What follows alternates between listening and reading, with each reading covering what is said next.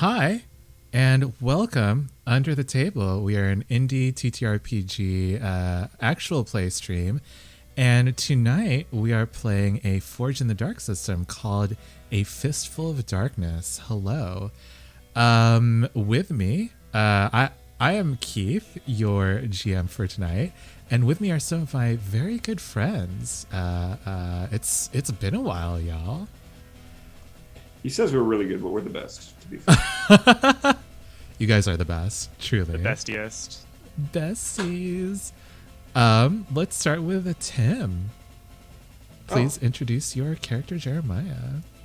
My name's Tim. I play Jeremiah, or I haven't in a while, but I'm excited to again. He is the Ghost Whispering Scout and the eldest of the family, and all-around good guy, big music buff.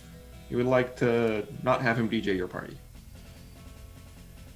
I agree. I would also say that his ghosts are also good people. Let's go to Guilty. Please introduce your character, Tallulah.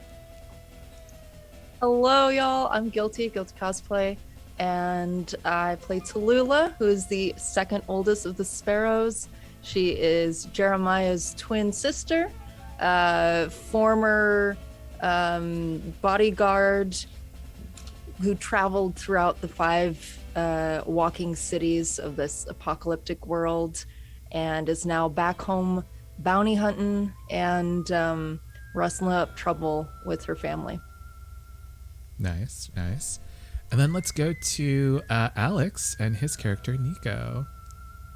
Hey everyone, I'm Alex. I play Nico, the old man's caretaker for Paul, and just that guy who hangs around and wastes everyone's time trying to make up games, doing some gambling, just for a little fun, Nice. little shenanigans, and also just like trying to keep everyone's shit together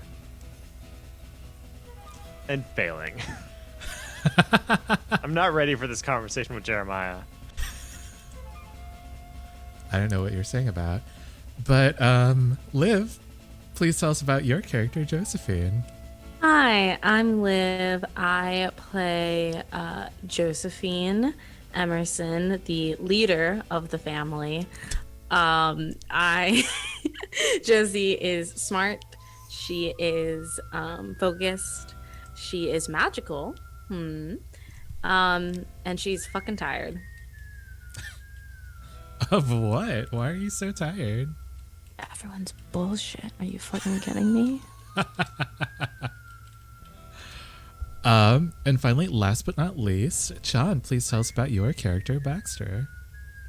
Hi, I'm John. I play Baxter, who is an inventor who has successfully had no real meaningful impact on his community except for rejoining the two families most at war.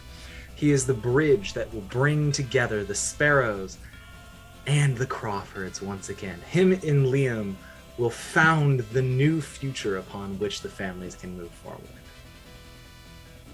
Do you remember how many people died in Romeo and Juliet?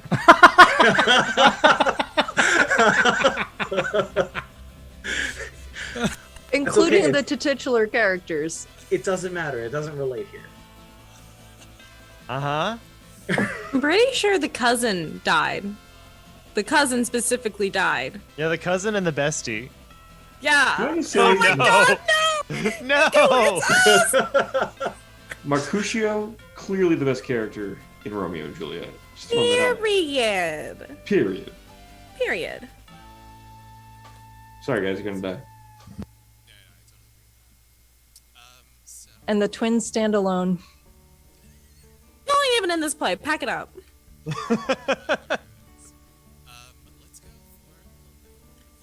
Bestie Keith, you Oh, are no, a million Keith, you're miles muted. away. It's our stream now, so hi everybody. Last time we all streamed. Now Keith is looking at me like, okay, bitch, do it. We need Okay. a volunteer Let's from rewrite the history. audience to like drop their birth chart in the chat, and Liv will read you. Yeah. Actually, It's this Taurus is a good time. It's Taurus season. Happy Taurus seasons to all my Taurus regents out in the chat. We got Alex, we got Kiwi, we got a friend of the show, Kat, over on Parliament of Owls, will promote things later. But you know, And we Cat of love- Diamonds. and Cat of Diamonds. Mhm. Oh, I think like 2 days ago. we love Taurans here. At least I do. Superior Earth sign. Argue with your mom. Did I tell you guys that my mom? Uh-oh. Not You're- quite. You We can sound barely so far hear you. away. This You're is so a great close. time to plug our Patreon, though. Knows This it. is a great time to plug our Patreon. That's Come for on, those who boys. include our Patreon when we're failing at stream, right? So, if you like what we're producing here and you want to help us get a new mic and set up for Keith so that this doesn't happen, you can do that by going to our Patreon, linked in the chat at the moment, and support us at various levels. You'll get access to all kinds of wonderful content, like confessionals, where one of our cast will tell you how they really feel after the show, just like on reality TV. We are the best reality TV, in my opinion. Back! We're back! Yay, Oh yay, my yay. god. Big Okay, and booming. okay. Let me just turn that down Oh then. man. All right. So, as a little recap of the previous session, here we go. Tallulah, Josephine, Nico, and Baxter fought two weird inky creatures that once were members of the Rintner family, while Jeremiah held off a horde of corrupted field hands who threatened to come up behind them. Throughout the battle, the inky creatures constantly shifted form. One even took in the lightning magic that Josephine used to hurt it and became lightning. With their injuries mounting, both monsters came together in a terrible melding to form one massive creature. Though that creature was very tough, the Sparrow's teamwork felled it, and as it died, the monster turned the ground and some machinery into various objects like books, whispers, cheese, scents, steam, etc. The family quickly went to plug the smoke leak in the Gulchy Green room, and they found a broken vent that seemed to have been installed by the Rittners themselves. They sealed that vent shut with some glass and went back to their homestead to castigate Rebecca Rittner about her family's involvement with using corrupted gas to create alcohol. Soon after that, they went throughout the town to distribute anti-corruption antidote to all the people that bought the Gulchy Green tequila. Josephine, we saw her try to convince a hot widow named what was her name again? Riley Crane. That's right. Yeah. Yeah, I have it written down in my book. I do. My The only Widow note for her, Crane. My only note is Riley Crane, cougar. Oh, damn. R.I.P. to my steamy fan fiction smutty novel.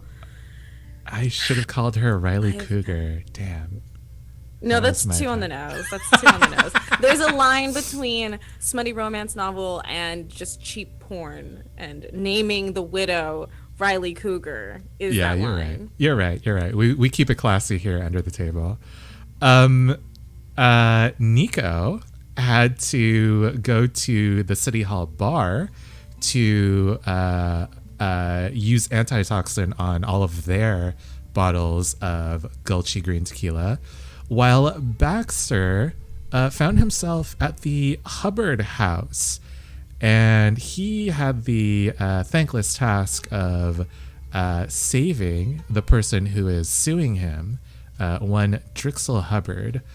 Not to be outdone, Tallulah broke into the Crawford house in order to administer the antidote to their bottle of Gulchy Green tequila, and she almost had her head cut off. In the end, every bottle of corrupted tequila was purified. Josephine and Nico convinced Rebecca Rittner to stop using the corrupted smoke, And Baxter got to share a drink with his crush, Liam Crawford. Yay. So it's still Eclipse Day. What is everyone doing? It's like the day after Eclipse Day, which is still like a holiday, but it's not as wild.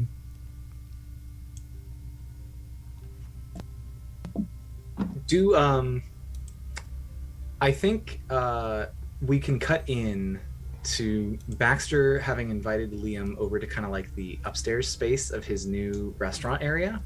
He's crafted out like a little almost apartment, and has like a little bed and like side table. It's not very well furnished. The walls aren't painted. You can see all the studs and everything, but the essentials are there. And I think they've just been hanging out there for the rest of the evening and the day. That's cute. Has anyone noticed Baxter's absence since Eclipse Day? Tallulah has not. Tallulah slept in and then went poking around to see if Jeremiah had come home, because if not, she'd have to go back down into the Gulchi cellar and make sure he wasn't still fighting zombies. Jeremiah? So she's poking around the homestead. Yeah, I think Jeremiah, as you're poking around, kind of like walks in a little bit disheveled and plops himself down in a chair. Y'all needed that coffee on?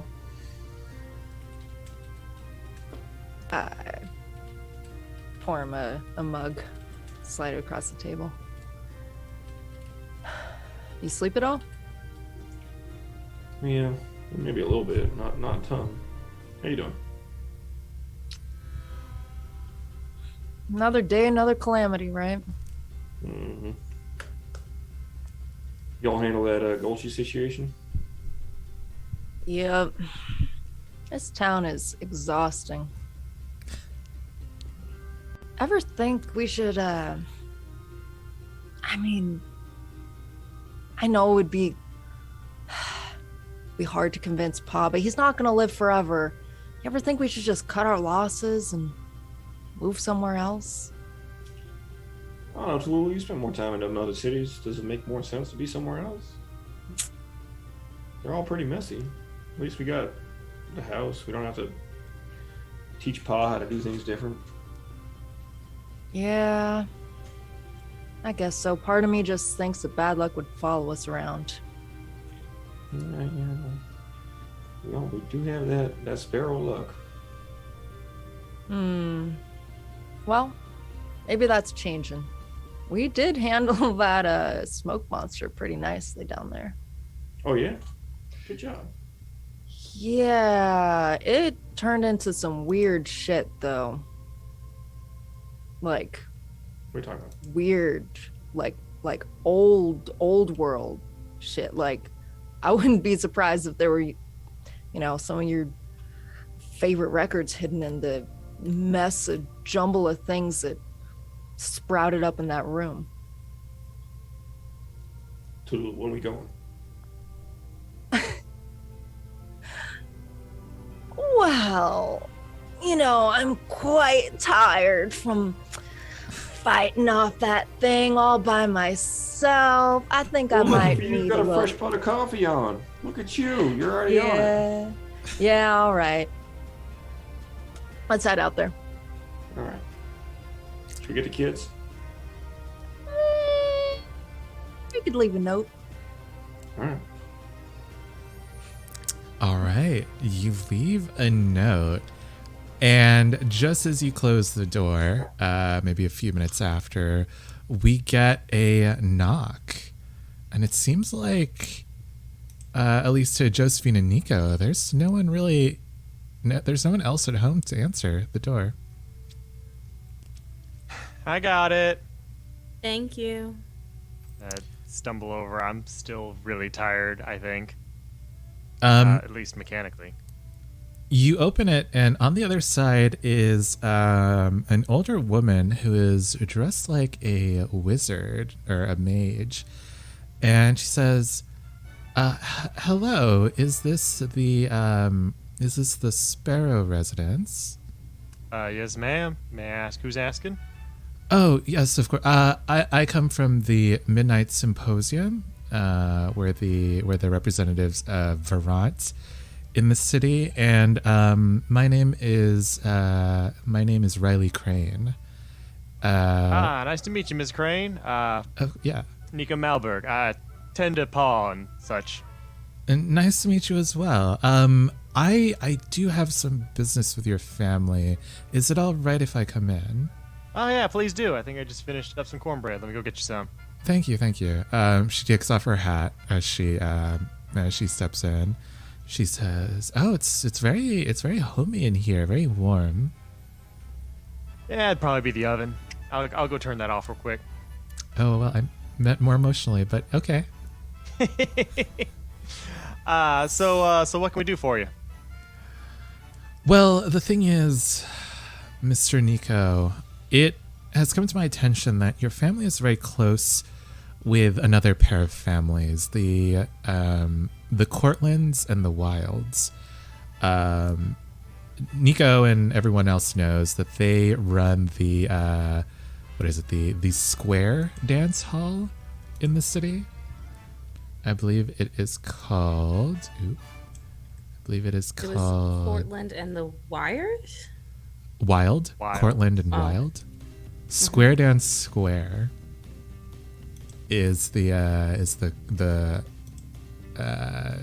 bar that they're in charge of, and she says it's come to my attention that you have close connections with them. Is that true? Do I know this, Keith? Yes, I believe under our faction sheet, you guys have like a level 1 friendly connection with them. Yeah. Yeah, we're friends, I'd say. Good. We at the symposium have found that someone in one of their families may be responsible for bringing mimics onto the walking city. Oh, jeez. Do that ain't no good. Yes. We don't want to make a scene as the symposium. So we were hoping that you and your family could maybe talk to them, try to figure out exactly if and where they have these mimics stashed away. Would that be something that you can do for us? Sure. If it's a job, we'll take it. This is a job, right? Of course. Yes. And I think she takes out some purified quartz. Like all the other quartz that you've seen before have had like this milky look to it, like at their center, but these are like crystal clear. And just at a glance, Nico, you know that these are worth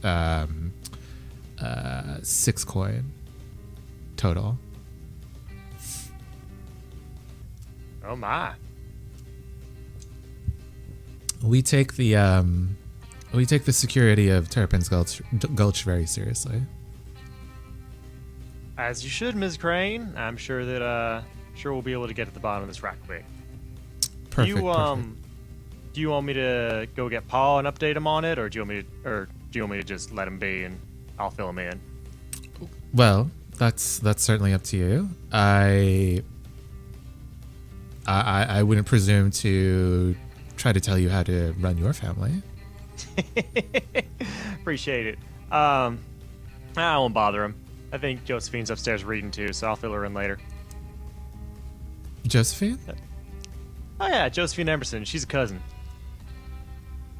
Oh, I've had the pleasure of meeting Miss Emerson before. Oh, you have? Ain't she nice? She's real good at her magic. Real resourceful. Huh. I did not know that she was a mage as well. If you could, would you pass her my card? And she just slips her business card over. Oh yeah, sure thing. Thank you.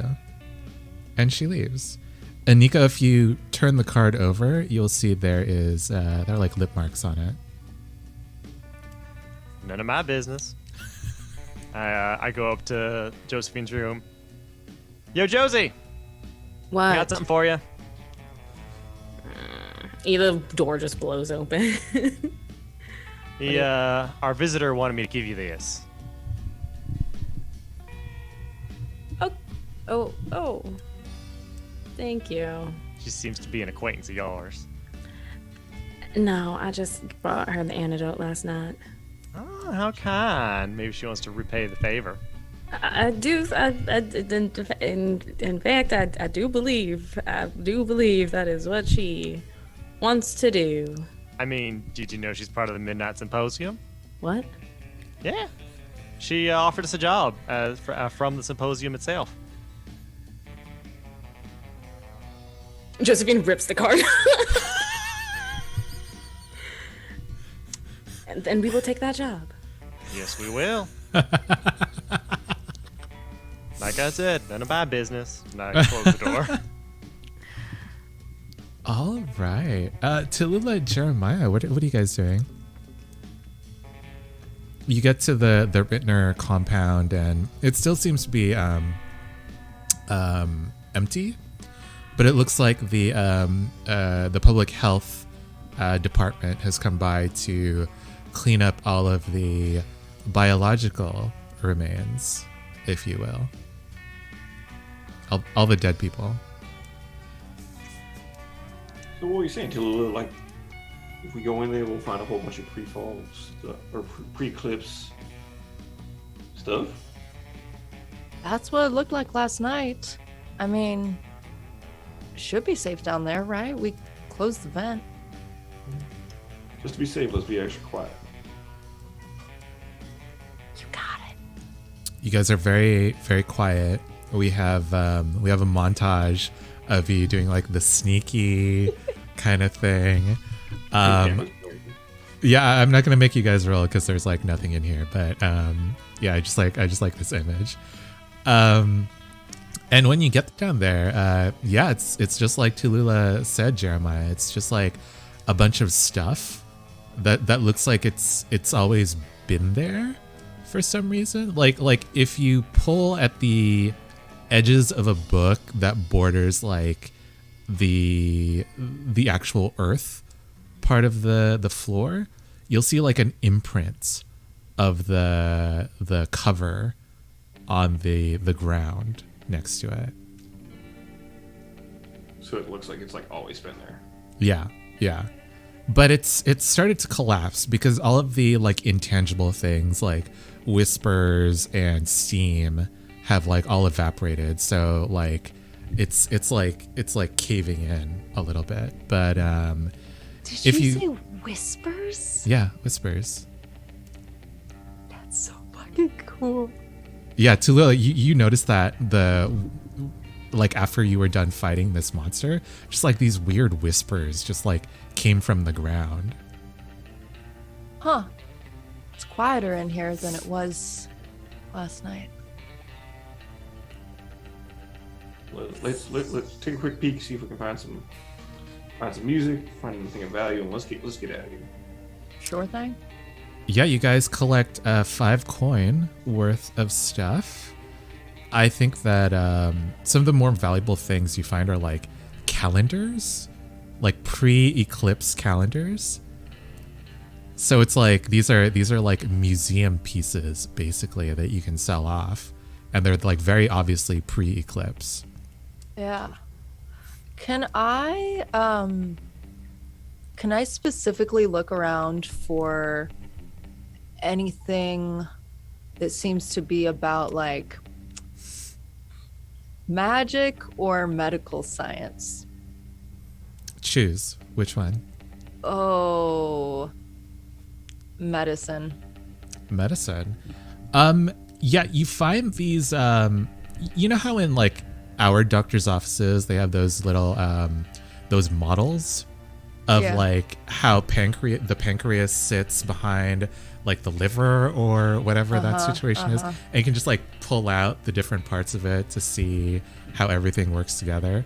It's like that, but with thin pieces of metal molded into the shapes of the body parts. Ooh. Okay. Yeah, I'm definitely gonna grab that and send it off to Professor Make. Ooh. Okay. Yeah, okay. Yeah, we'll count this as one of your downtime actions. Just make a note of it for when we get to that part of the downtime. Okay. Yeah. Jeremiah, was there something specific that you wanted to look for? Oh, definitely records. Like 8 Okay. tracks, right? Yeah. Ooh. Maybe a new needle for the record player. The needle on this sucker has been wearing thin. Oh, what? Okay, fine. Yeah, I think that you find a new gramophone. It's like among a pile of other gramophones, but this one like catches your eye because it's all made of ceramic. Oh, cool. Like there's something about the way that the needle interacts with like the ceramic that it amplifies the sound. Yeah, I want that. I would like that, please. Nice. Nice. I'll take one of that, please. And then you get a bunch of records as well. Cool. All right. And so you come back up. You have your 5 coin worth of things that you can sell off. So add that to the vault. We'll count that as your payoff for that job. Let's see. What else?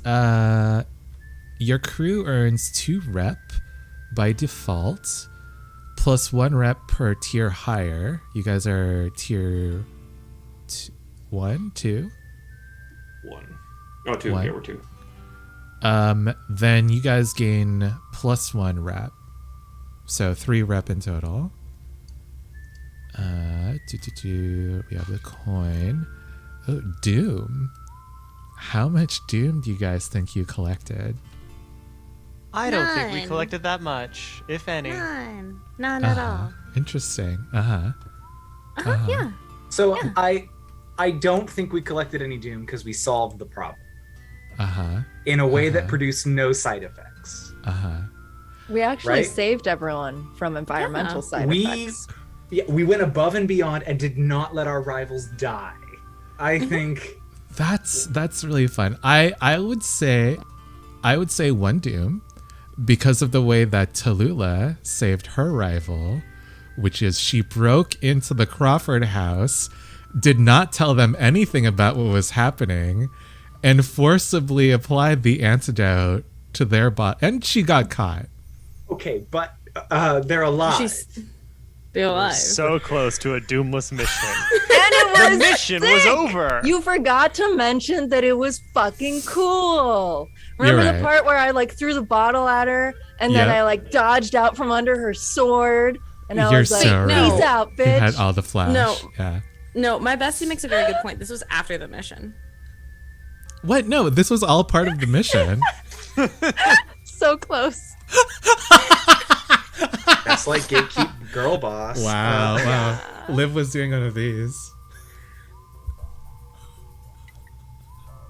And what about Can we drink for Josie? The Josie reach. Reach? It was the reach. Oh, if only she had a larger arm span. So 1 Doom, I think that's I fucking hate it here. I can't. Oh, can't wait. Really quick, Vindica wants to give 2 Doom. I'm sorry. No. No. Vindica's a mod, not the GM, and we love our mods. But no, Mod's gone mad with power more at 8. literally. Flaw's trying to drop the Doom Hammer. To be fair, he No. started off at 4, so... I would also like to say it's specific to Tallulah. So Except we Well, can't if- do that okay, because Doom is literally global. If we were real, first of all, that's a good question. Number one, why is world so obsessed with us. Main characters syndrome or characters. So says the one who wants to be the mayor of the city. All right. I'm obsessed with myself. Okay. Duh. Have you seen me? But for the fact that the universe is obsessed with us. Oh God. Okay. Second of all, Uh-huh. what good things, what objectively, ethically good things have we ever seen the Crawfords do with critical information? So far, what we've seen them do is utilize it to monetize it at the direct hazard to the town. Wield it against us for their personal vendetta, and also they suck. So I think it's actually Doom avoiding for me not to tell the Crawford shit. You miss something that is so important, Guilty. You miss something that is so important. They also use it for their own personal gain and will utilize it against one another. At least we all get along. And even when we don't get along, we don't hurt each other. So, Your Honor, that I some of put us in have- front of the court the humble suggestion that actually denying the Crawfords of this sensitive information was indeed Doom avoidant. It's like I always say. Thank you. It's like I always say. FTC. Fuck them Crawfords.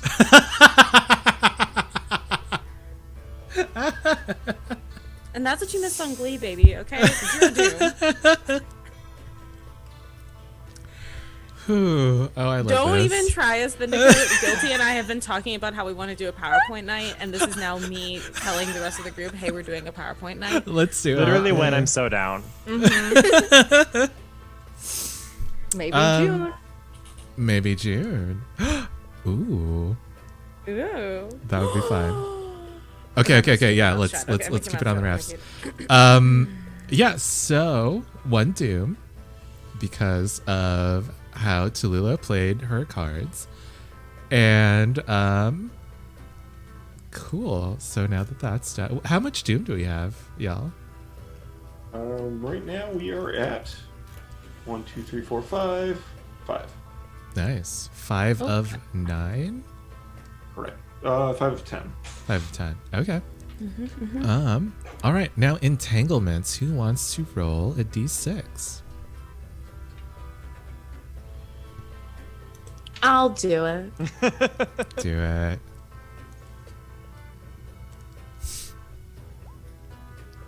Five. A 5. Reprisals or unquiet dead?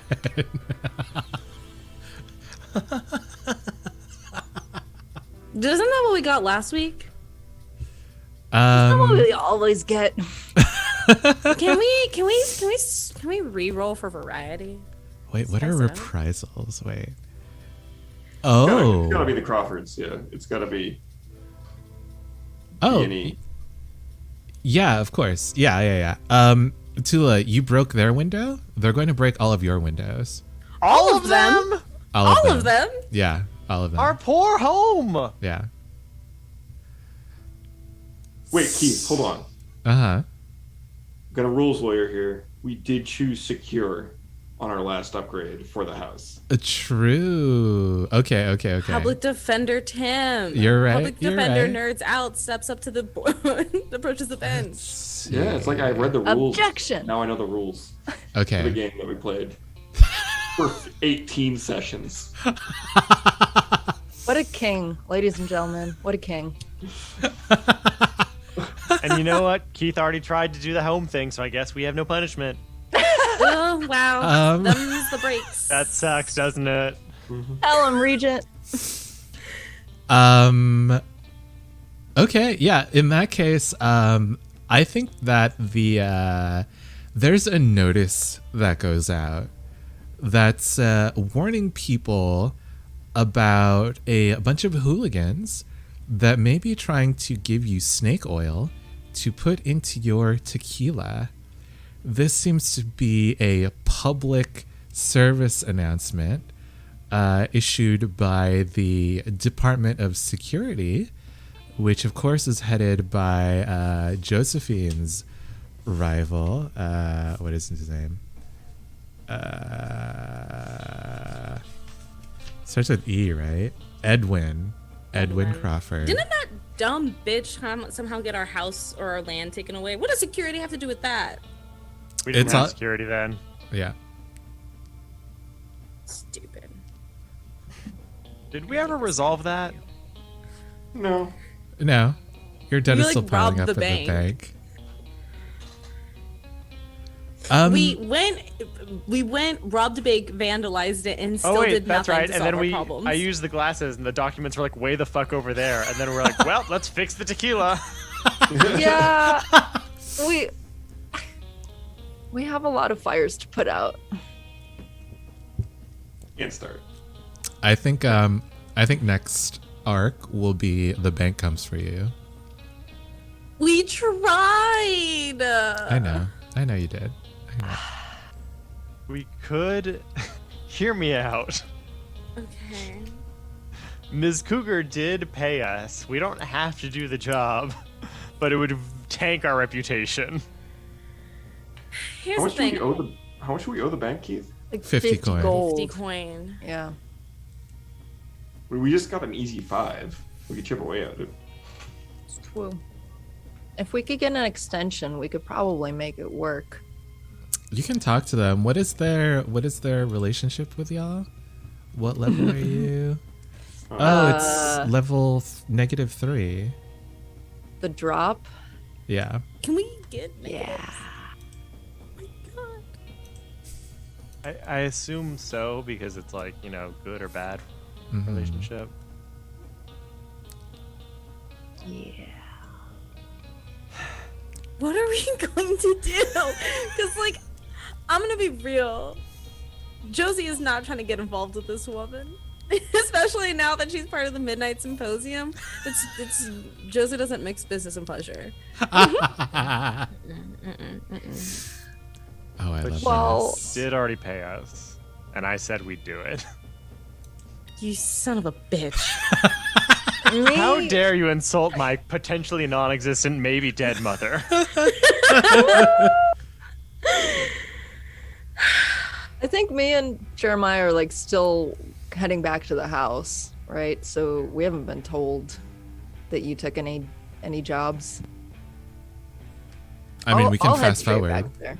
Yeah, we can fast Yeah. forward. You were both you and Jeremiah, Jeremiah. unless you want to were- make a stop. Yeah, actually, I kind of do. I want to go to Maximilian, my vice vendor, and try and use him as a fence for all of this new gear we just acquired.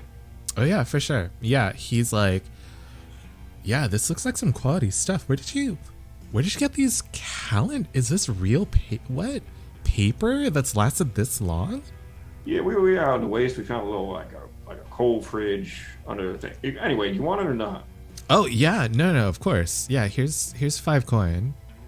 I appreciate it. You know I'm not much of a storyteller. I'll tell you later, but hey, check out this. And I show him like some of the albums, and I start geeking out with him about that. Oh It's a little- shit! Anyway. Who's this? Where? While My boy they're Valentine, you ever hear this shit? There's some shoegaze shit. You ever listen to shoegaze? oh my god, it's new thing. While they're geeking out, Tallulah's definitely like looking at the various things on shelves in Mhm. here. What is it? What does it smell like? It smells like rust. It smells like old paper, not like good old paper, like almost moldy. Like mildewy? Yeah, mildewy paper. It smells like leather and wood varnish.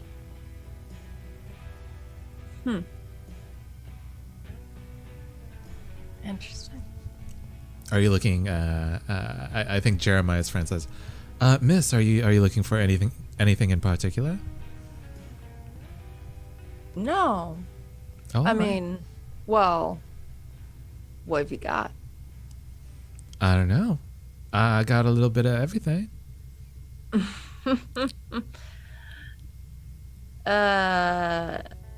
Anything about human bodies? Human bodies. Well, Jeremiah raises his eyebrows, looks at Tallulah, but doesn't say anything. And then he like looks at Maximilian and he's just like, what? What? It's a hobby. No, I don't. Well, I might have some like charts. And he like brings out these rolls of paper, and some of them are just like they kind of like look like the Vitruvius Man, and others are a lot more detailed than that. They tell you about like different organs, etc., etc. Very interesting. I might be back. I can give this to you for a coin.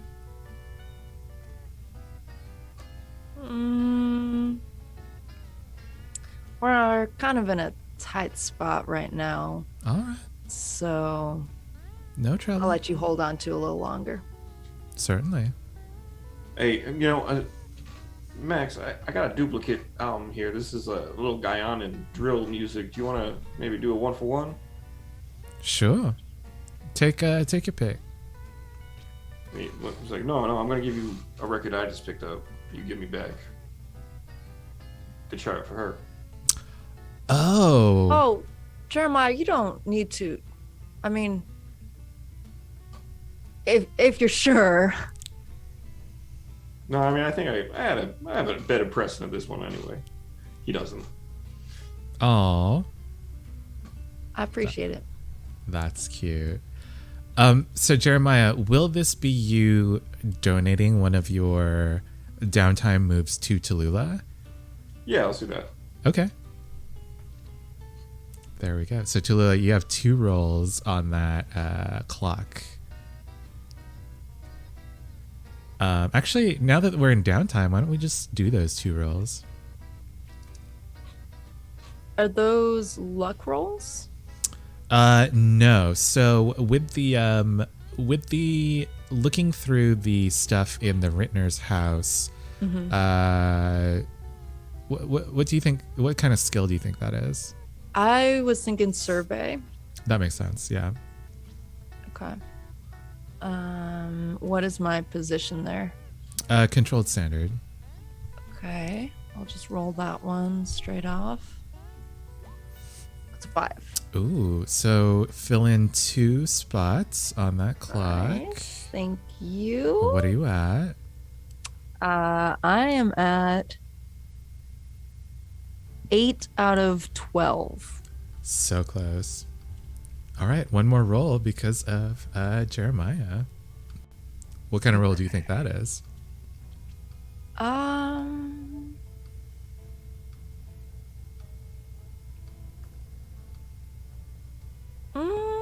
gonna pick because I gave you the roll, so Yeah. I want to pick something fun. It should be. Let's do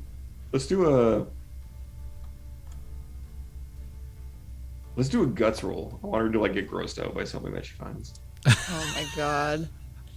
Okay, All right. so this is some kind of resistance roll. Okay, interesting. Cool. Fun. God.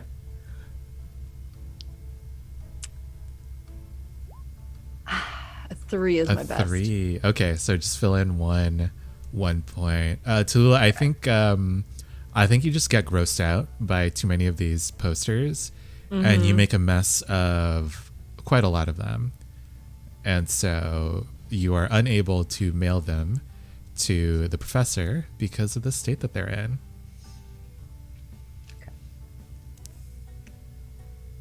Appreciate it. She gets 1 though. True. Gross. All right, who else has downtime stuff they want to do? I got to do like a Oh, I'm sorry, John. I didn't see you raising your hand. No, go ahead. I was timing out. Okay, I need to like rest because I still have that level 2 exhaustion from speed filling the tequila bottles. True. The antidote. Let's downgrade that to level 1 actually, because I listened back to the episode and I was like, oh, level 2 seems too harsh. Let's make that a level 1. Okay. Yeah. Do I still need to like do an action for that, or does it go away on its own? No, you still need to do an action for that. I think though, because it's a level 1, just like spending the action to go to the hospital is enough to clear it out. But when you do go to the hospital, they give you some sleeping meds, and they're like, well, if you're exhausted, just sleep it off. Here, we'll give you a prescription, just 2 pills at night, and you'll fall asleep for about 8 hours. Thanks, Doc. Appreciate it. Yeah.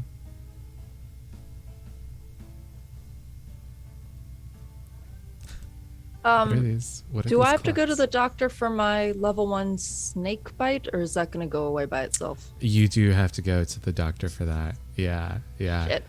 I think that All right. Tulula, you're starting to see like weird dark like veins start to run through your what was that? What was that on your arm? Yeah. Yeah. Oh God. Jeremiah, does this look normal to you? What the fuck is that? Get the fuck out! What are you, some kind of demon lady now? What the fuck you doing, Tallulah? It smells I don't gross. know. Oh my god! Maybe I It's should stop at the infirmary on the way home. Oh, I you got smell like bit you by got humped by a something. skunk. Yeah, well, not all of us were just playing with our little ghost last night. Well, shit. I don't know what you were playing with, but it smells foul. You gotta go to the doctor. All right. Yeah, I think they inject you with antitoxin, but when they look at you, they're like, "Aren't you guys the people who are selling that weird antidote that doesn't work?" Selling? Absolutely not. I think you're talking about the Red Denim Gang. That's a little, cohort of teenagers. They're always up to some silly business venture. Oh, okay. Well, I apologize. I'm a professional doctor, so I'm just worried that Oh, people are getting the wrong no. idea. No offense taken. Red hair, red denim. I could see how the stories could get confused. All right, ma'am. Well, it looks like that venom is done down. Just keep it wrapped in this bandage for a little bit, and it should clear up in a day or 2. Thank you kindly, Doc. Baxter, you haven't heard from your Red Denim Gang in a little while. I haven't heard from them in a while, huh? Yeah. Oh, okay.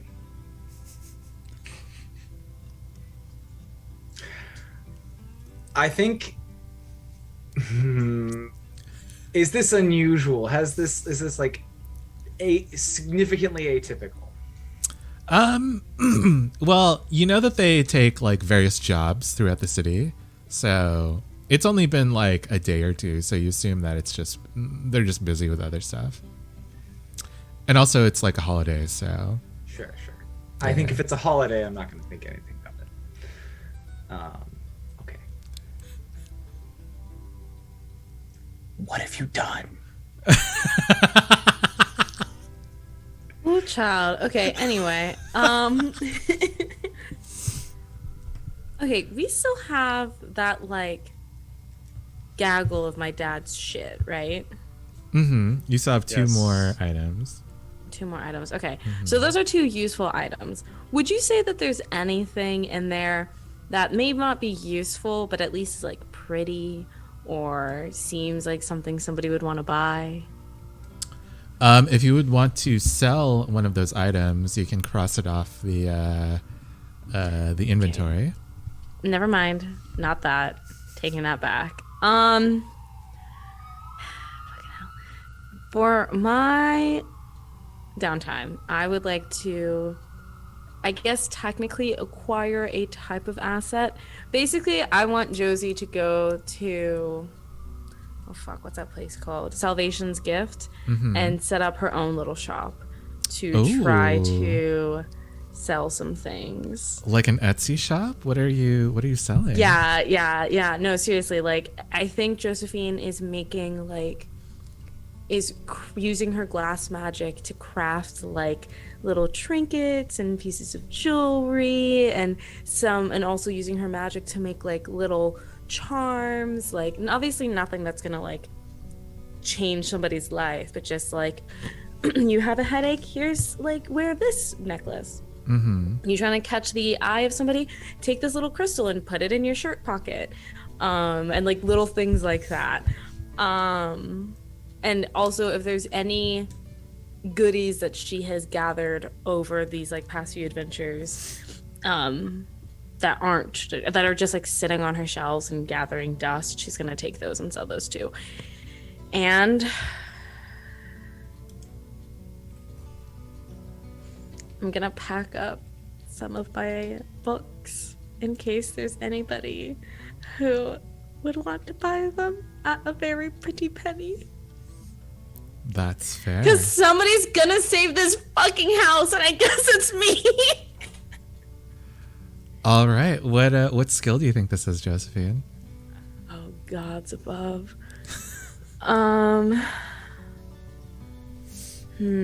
I guess it would be consort, because I don't think that I can bully people into buying my things. That's fair. That's fair. At least that's not how I do my job. I don't.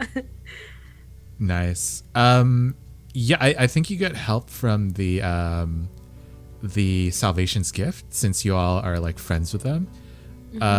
So you can do whatever you want with that help. I think this looks like them putting you in like the prime traffic spot of the Salvation's Gift like market area. So like everyone has to pass by you as they're coming in, and they're like, "Oh, what's this?" Oh my god, not this being my favorite Harvest Moon game. Anyway, Grand Bazaar girlies, no. I never played that one. We'll talk. Okay. Harvest Moon, best game. Controlled standard. Okay, controlled standard. I'm gonna take an extra die then. That's what I'm fucking talking about. That's a Double crit. sixes. That's a crit. Boxcars, baby. Yeah, what does this look like? Excellent. What does this look like? Save the farm. I think it's like, Josie's got like her little Santa or whatever, and at first like doesn't like seem like anybody's looking, like, you know, it's that shitty thing where it's like teenagers are coming up and touching all of your shit, but then they leave without buying anything. Until finally like some little old woman that I think Tallulah would know from the knitting circle comes by and is like, "Oh, what's this?" And like as she picks something and leaves, more little old women start coming, and then people are like, "Oh, what's over here?" And then suddenly it's just like a flourish of things, and then Josephine's kind of like, "Oh shit, I'm out of product." And this is why it's a critical, because then people are like, "Well, like, do you like, how much longer do we need to wait?" Blah blah blah, and she's like, "Well, I mean, I guess I can just make stuff." And then there's like a big thing of her like crafting glass and making like trinkets on the spot, which then of course becomes a show. Absolutely. So yeah, that pulls in more people, and yeah, and at the end of the day, Josephine, you find that you've made 4 coin. Yeah, and you haven't even had to sell any of your precious books. Oh my god, yes. Okay, I think that means me personally, I have like 5 coin, because I've been hiding a coin all this time. I think we're running out of space in our vault. That's okay. I haven't sold this quartz yet because according to my sheet, there's not enough room. I'll be honest, I was not keeping track on that. Didn't we get a safe? Yeah, but there's still not enough room. Oh. Yeah. Oops. That's like the second line on the vault. Well then, you know what? When we are all done, I'm gonna take my coin and how much is in the vault? What? How much would you say is in the vault? We have 5 coin of space left. Okay, that's fine then. I'm gonna take my 4 coin. I'm gonna go straight to the drop. And I'm just gonna just make our first payment.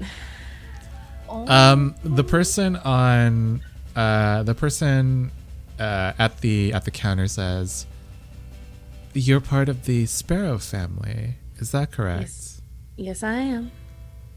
All right. So you want to start a repayment plan, and she starts like taking out these sheets of paper and like quickly writing things down. Actually, I think she uses a typewriter, which is something Josephine that is very rare on Terrapin's Gulch. Yeah. But it's pretty common in Vermont. Yeah. Yeah. Nonetheless, though, I'm like, oh, wow. Is this the latest model? Oh, certainly. Yes. It's quite nice. Professor DeSallion actually created this for us. And she just like keeps typing and typing. And eventually she lays out like a stack of papers in front of you, Josephine. And basically it says that you guys must pay 10% interest every month on what you owe, and along with the principal 50 coin. And I think that you have let's say a year to pay all of this off. Is that acceptable for you? I mean, that honestly sounds very generous coming from such a wonderful individual as yourself. So I do appreciate the time that you're taking to lay all this out. We you're do doing some very seek to thorough help work. such poor individuals as you and your family. Yeah. I'm sorry, I didn't mean poor. I mean downtrodden, listen. not wealthy, morally bankrupt, etc., etc. Morally, you know what? Oh, sorry, fair. That's financially bankrupt. well, this is my financially bankrupt side of the family. My other side of the family, now they're morally bankrupt, but we all got those people in our lives.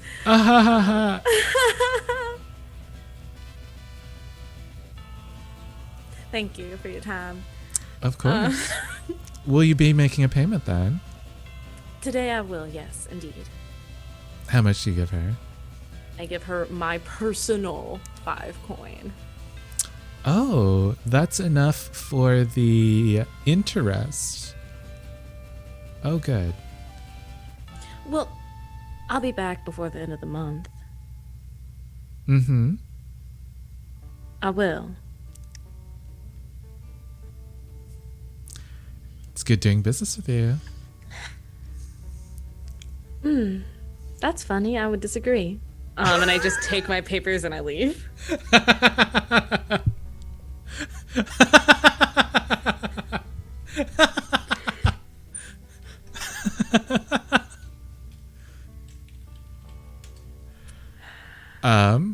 Yeah. And when I get back, I'm not sure if anybody's home. You just hear like the door fucking blow open. There's like a crack of lightning and thunder. You hear stomping. You hear a door slam open to the pantry, bottle shuffle, door slam, and then Josephine just goes straight up to her room. Josie, you gonna be eating in your room tonight? Wait, I'm so sorry. Did you say I'm gonna be reading in my room tonight? Are you gonna be eating in your room tonight? Oh, eating in my room tonight. Yes! Okie doke. Do you want a drink? Yeah, hell yeah. I blow the door open for you. So Nico can join me. Oh. And So as you what's got you guys... Oh, yeah, go ahead. Yeah.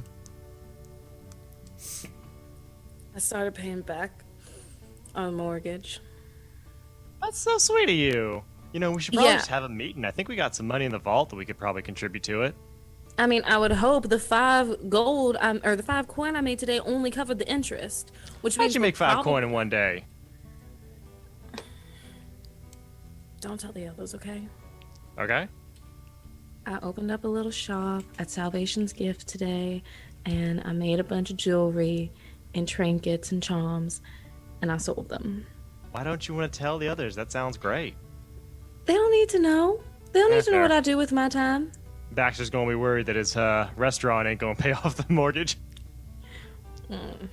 Listen, I just set up a stand. Honestly, if he really wanted to make some money, he should have just used Salvation's gift. People love eating and shopping. He could have had a little stand, sold his fake meat, and then he doesn't have to worry about the cost of setting up a business. That's true. But You nobody ever go asks around? me. You ever go around on Sundays and they have those free samples? Those are amazing. Exactly. But nobody asks me for my opinion or my advice. Nobody in this family ever dares think that maybe Josephine knows what she's fucking talking about. I think everyone looks up to you in their own different way.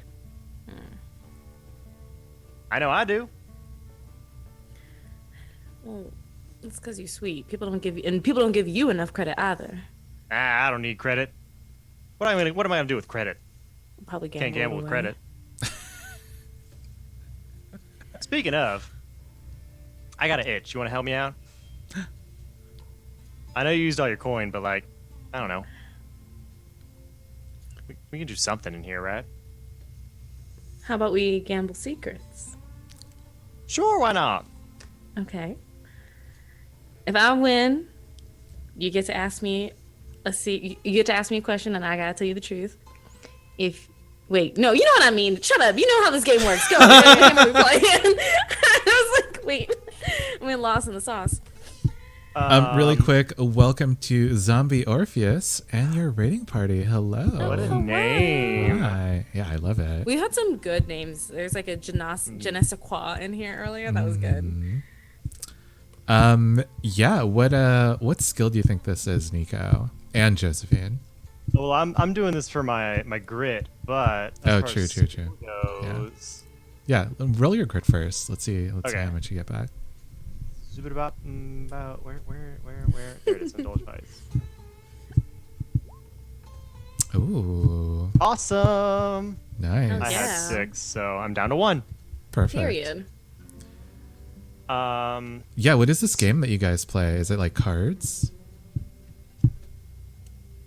I would try to explain like an actual game, but it would take too long. It's called CeeLo. It's actually a fun game. We could play it in real life. Next time we'll hang out. But 1/4/24. yeah. But Oh my god, you guys could actually play that right now. wait, what? So 1/4/24 is a dice game.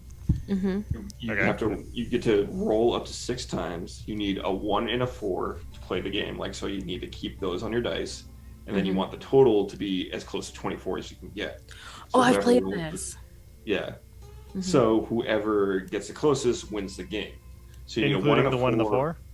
on 6 die. You need to always have a 1 and a 4. Each time you roll your die, you get to keep 1. You get to basically. So let's say I rolled 6 die. I have a 1. I'm going to keep that, and I have a 6. I'm going to keep that, and you can roll as many die as you want afterwards. Does that premise make sense? It does. So you get to keep as many as you want, or just 1? Minimum 1, Okay. but as many as you want. You want to do it? I mean, I know we're at the hour, and I want to check in with Keith first, but I'd be down. Let's Or should we let's just do do a skill? break first, and then we can come back and see if we want to play this game. Yeah. All right, y'all. We will BRB. Hi, hello. Welcome back under the table. Also, welcome to our raiders from Escuelita de Roll. Is that? Sorry, I apologize for my Help! I think we got close. recitation. If that was bad. Oh no. Really put the food in her mouth. They're suffering in silence too. You're muted, bestie. You're still muted. Liv, you're still muted. Oh, okay. There we go. Got it, The got light it. was gaslighting me. Every time I looked at the light, it was on. Gaslighting. Okay. It's Escalita. Escalita de Roll. Got it. Escalita de rol. Got it. Thank you. Bienvenidos. Thanks for the raid. Welcome. Yo entiendo español, pero no hablo bien, lo siento, pero bienvenidos, bienvenidos a todos, besitos para todos. Mwah. What Liv said. All right. Who else has downtime actions? I think Baxter has yet Wait, to are we do gonna- something. Oh, right, the dice game. You're playing your Gambling, game. baby. That's right, the gambling game. Yeah. You guys have your 6 dice in front of you. Yes. We will trust that you are playing by the rules that I'm gonna Tim put my outlined tray, briefly. Over here in front of my computer. So, okay, to recap, Tim, you said we're rolling 6 die at a time. 6 dice at a time. Start off rolling 6 die, and then as you keep die, you remove them from the dice pool, right? Ah. So And then like, we every don't time you want have to leave- break 24. You want to hit. You need a 1 and a 4, and then the best score you can get in addition to rolling a 1 and a 4 on 4 dice is 24, right? Like So total. the idea is Right, you want to roll a 'cause 1 4 and a times 4, 6, and yeah. you want to keep the maximum total number that you possibly can. Well, I mean, strategically, you do what you want because you're not trying to bust. I'm gonna Because if you roll, go I'm gonna over roll. 24, then you're out, right? No, 4 times 6 is 24. Yeah. 24 is Oh, I the thought it was best score. 21. My bad. Yeah. Never mind. Yeah, no, best possible score is 24. That's what 1, 4, 24 is the name of the game. All right. Okay. Are you guys guess. ready? I think so. You want to get 6s on all 4 remaining die. That aren't the 1 and the 4, correct? Yes. Yeah. Got it. Okay. Okay. Ready? Set. Roll. I got a 4. Oh. I got a 1. So I'm Oh. gonna take that one. Neck And then we and take neck, another one, y'all. right? As many as you want. As many as you want. You can save as many as you want, but you have to save at least 1. And we're once rolling you, 6 times? You roll Up until to you're 6 out of times. dice. You roll Yeah, until until you're you're out Up of to dice. 6 times. Okay. yeah, because once you've banked one, you can't change it, right? Mm-hmm. I'm just keeping the 4 then.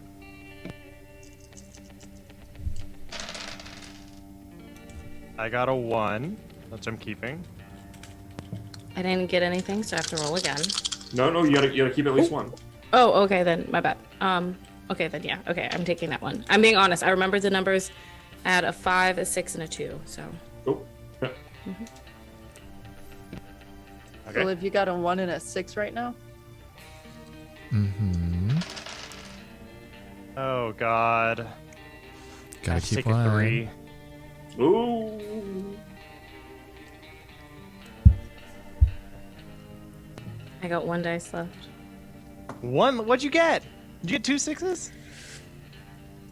I'm done. Oh. So Yeah, I got a mysterious. 6. I had a really good first roll. Nice. I got a 4 and a 3. Womp womp. So I you both have a 1 and a 4. Yes. Nice. What is the total on the rest of the die? I have 21. Oh. Oh wait, no. Yeah, because I have the 4 and the 1. Does that count towards our die? Towards our total? No. No. Okay, so I have 16 then. Okay. I have 20. Ah. Because on the first roll, I got a 1 and 2 6s. And then on the second roll, I got Wow. another 6. Nice. And then on my last bit that I could re-roll, I got a 2. Nice. Amazing. Yeah, Josephine won this gambling game. What secrets are being passed around? Josephine, are you asking Nico for a specific secret? Yes, absolutely. Josephine gathers up her dice, lounges back on whatever surface they're sitting on, So, tell me everything about you and me. Everything, huh? Well, I mean, it started out as a sort of game like this. Any other game. Find a random person, get a game, as I tend to do. Then, we sort of started, exchanging back and forths. I'd win some, she'd win some. I'd win back what I'd lost, she'd win back what she lost. We kept upping the stakes. Obviously, I can't bet the house or anything as much as I wanted to. She could have. So, one of these days, after I'd finished, I'd reclaimed my my horse from her. I just said, all right, if you lose, then you got to move in with me and the sparrows. And she said, deal. And then I lost, but we had broken even, and so ever since then, that's been the deal, back and forth. We, it's volleyball rules, so we gotta win twice, and we just haven't gotten around to it. But also, it's pretty fun. Have you ever thought about maybe changing your bet? To what? 50 coin? Nah. How about her I like house? company. Yeah, actually, no, I do think she actually does that. I do think she melts a little bit. That's so cute. It's fun to sneak up there and get Candace all riled up. That's nice. That's really sweet. Aw. That was very cute. Very, very cute. Baxter, what are you up to for downtime? So I think since Baxter hasn't heard from the Red Denim gang, he wants to kind of work on his restaurant, but Liam's still around. So I think he wakes up day after Eclipse Day, fashions a little bit of breakfast. He probably doesn't have like a too good of a working stove. Maybe like he puts together like I don't know, maybe a gritsy kind of thing, heated in whatever the equivalent of a microwave is. And he sets that on the table next to Liam and kind of like sneaks out of the room and starts downstairs and instantly starts using power tools, fully unaware that they are making this much noise. Fully like, oh, there's a door, it's fine. Liam comes downstairs. He's wrapped in a blanket and barely anything else. I think he's wearing his shoes, but he has his heels over like the backs. And he's like, what, Baxter? It's so loud. Oh, I'm so sorry. I wanted to sneak in a little bit of work before my family found out we were here, and Okay, but work later. You're right. I'll come back. I could use some more rest anyway. It's a holiday. Let's just rest. Let's just rest for today. I think we could hang out. I'm not feeling quite tired yet. Okay. Well, just don't. Can we not do power tools before 12 p.m.? 12 Please. Yeah, no problem. I made you some breakfast. You want me to come rub you back while you eat? Oh, is it more of your soy meat? It is, yeah. I made I'm trying a new recipe with it. It's a little bit sweeter this time. We should really get some bread or something in here. I'm afraid that we're just eating too much soy. Oh, I mean, I'll work on it. It's part of the progress. Okay. And I think they go back to bed, and around 12, Baxter hops back out of bed, dubious intermediates, and begins finishing out his restaurant. I think I'm going to try to advance a clock. Mm-hmm. And I would like to advance that clock. What skill are you using? I feel like I have to use craft here. Okay. Because Yeah. Baxter is the Red Denim Gang's busy. Baxter's going to finish out the last of this on his own. Kind of get at this point, it's finishing touches he's capable of managing, like ordering supplies and such. Because it's like 2 ticks left. That's probably like stocking out, right? Yeah. Yeah. Oh well, in that case, I think consort might make a little more sense if I'm like engaging with my peers and buying stuff to complete out the area, right? Right, like buying furniture, getting ingredients, Right. etc. Okay. The Yeah, that makes structure's sense. there. Yeah. So am I controlled standard? Yes, this is controlled standard. Do you have a devil's bargain?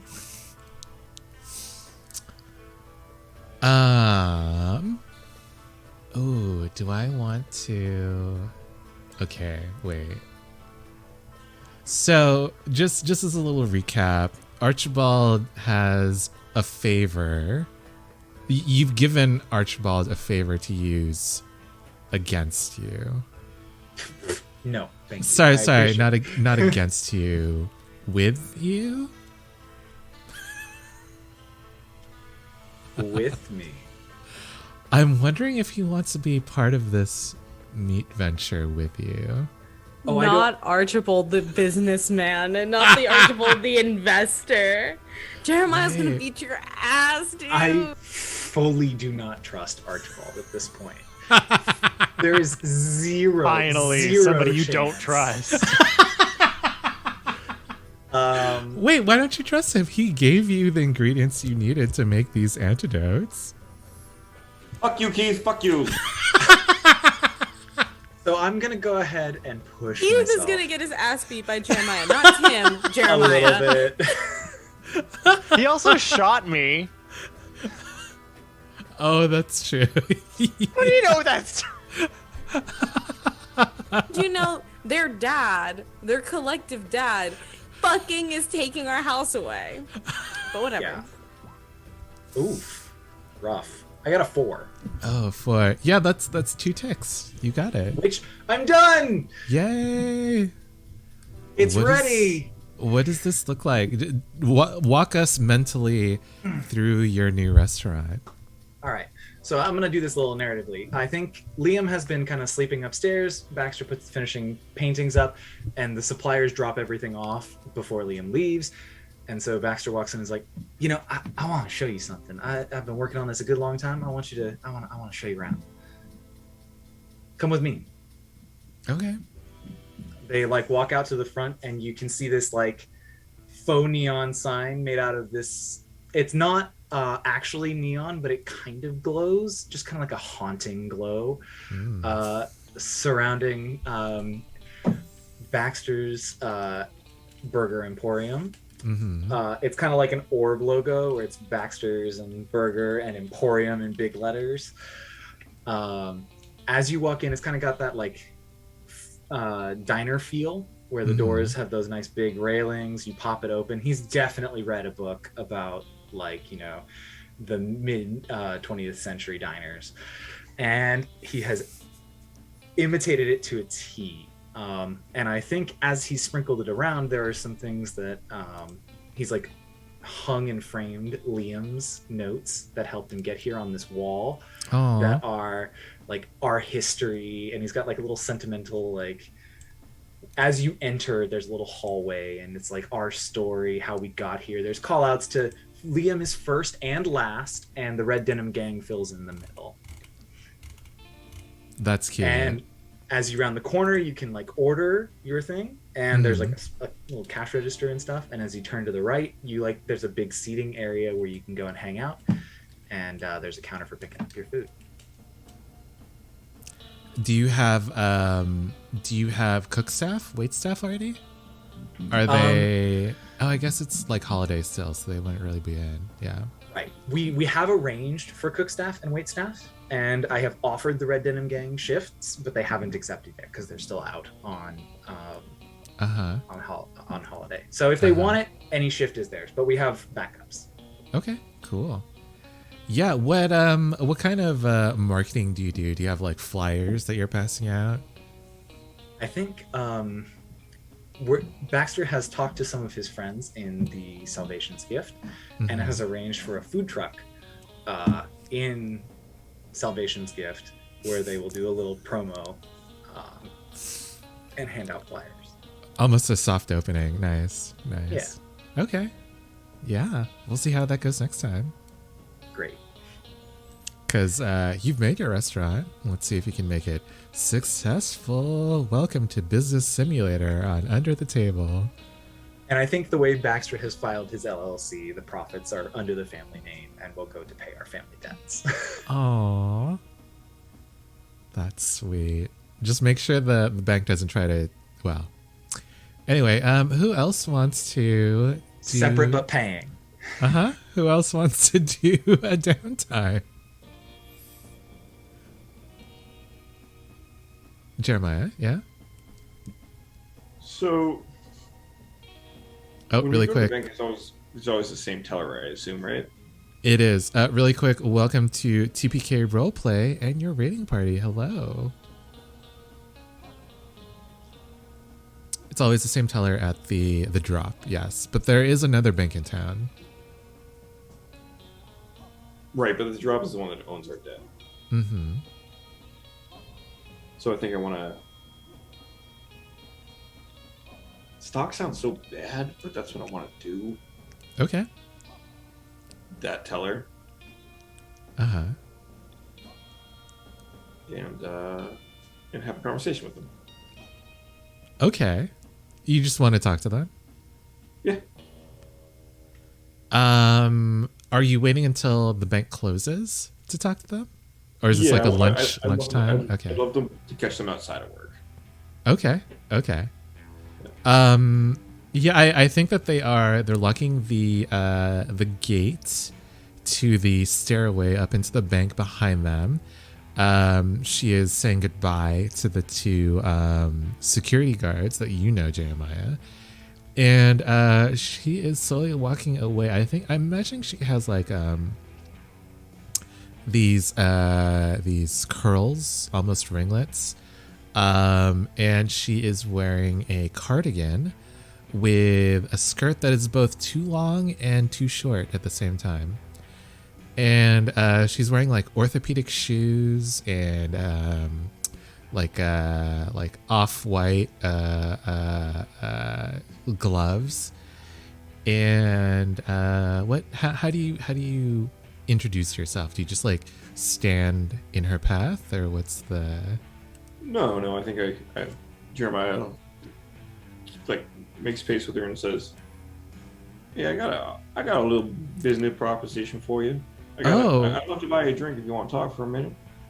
It looks like she like almost screams as you like melt out of the darkness, and she's like, "Wow, excuse me? Who are you?" "Well, I'm your new friend Jeremiah." I'm sorry, young man. I do not know you at all. And she like keeps walking. Jeremiah drops like whatever the equivalent of a coin would be into his hand, like a jewel or something like that. He's like, "But we could get to know each other, and we could have a conversation about something I need to get solved." There are other institutes if you are looking for companionship on this city. I'm not one of those women, sir. And she like keeps walking. "I think you misunderstand, miss. These pants ain't going nowhere." Then what exactly are you you keep talking in riddles. Who are you? What do you want? I'm asking you to talk to me about... I'm trying to make a deal with you. A deal about what? I am just a bank teller, sir. I have no money for you if you are looking to rob me or whatever. I'm looking to do the opposite. I'm looking to pay you. Why would you want to pay me? I need you to make some paperwork disappear. What paperwork? I live in a home that was wrongfully stolen from us by the drop. I can offer you 5 coin in the exchange for the paperwork that says that they own my house. Jeremiah Sparrow. It's not, we don't need full names. You know who I am. I know who you are. I see. Sir, I don't think that this is appropriate for you to be talking to me about this specific subject outside of business times.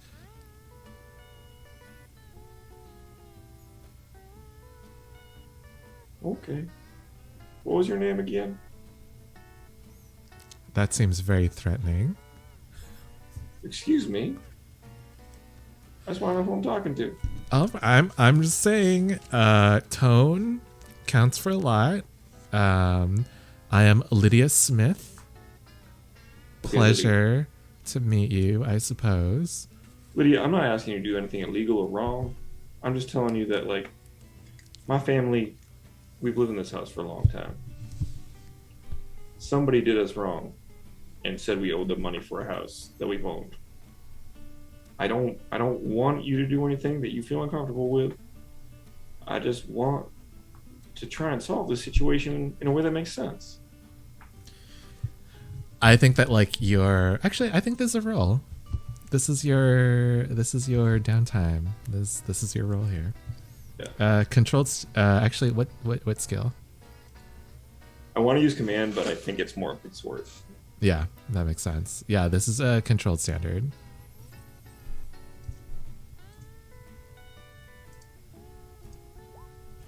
Oh! Oh, what did you get? These.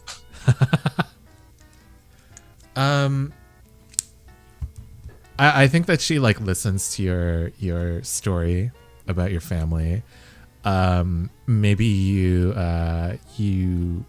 give a little bit more information about what Edwin did to the land, and she says, "Sir, I understand your plight. I really do. But again, I am just a teller. I do not own the drop. Actually, it is the Mechanist Guild themselves who own the bank. So maybe if you find someone within that organization, maybe you can convince one of them to perhaps help you. But also, if this is true about this Edwin person, I think they're in serious breach of some governmental rules or laws. So if you can prove that, I think you might have a case on your hands to just get all of this debt wiped off your family's name. Again, I'm not trying to bribe you, but you know more about this than I do. Could I pay you as a consultant fee just to help me through this? I don't know this is not my realm. Well, to be fair, it's not my family's realm.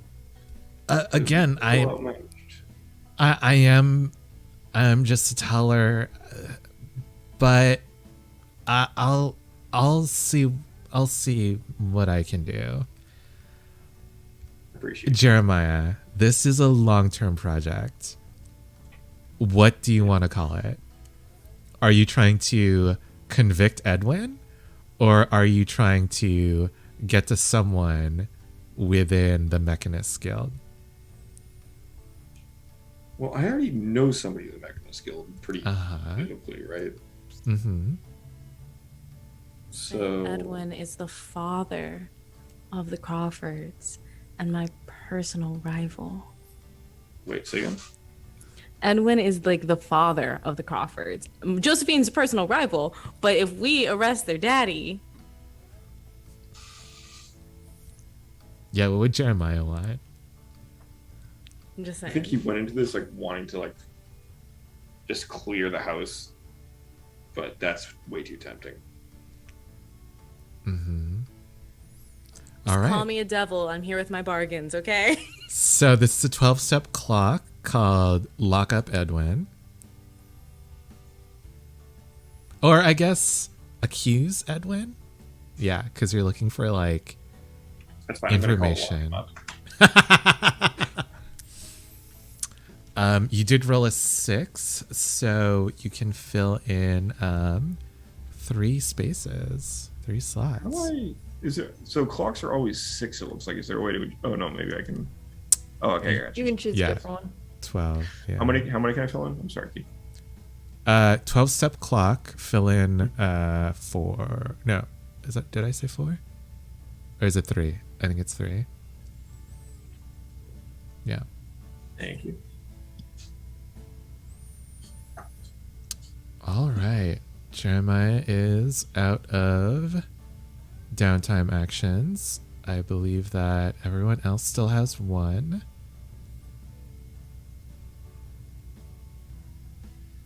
I know what I want to do if nobody else knows.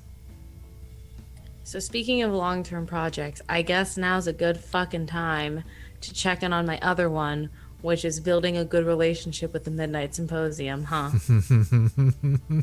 You... Mm.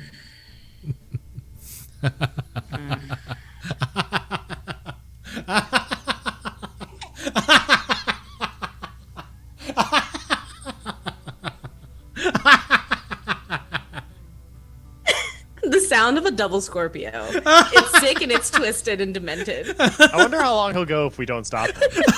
He'll go. Like I've never. It's baffling. I know we talk about this all the time.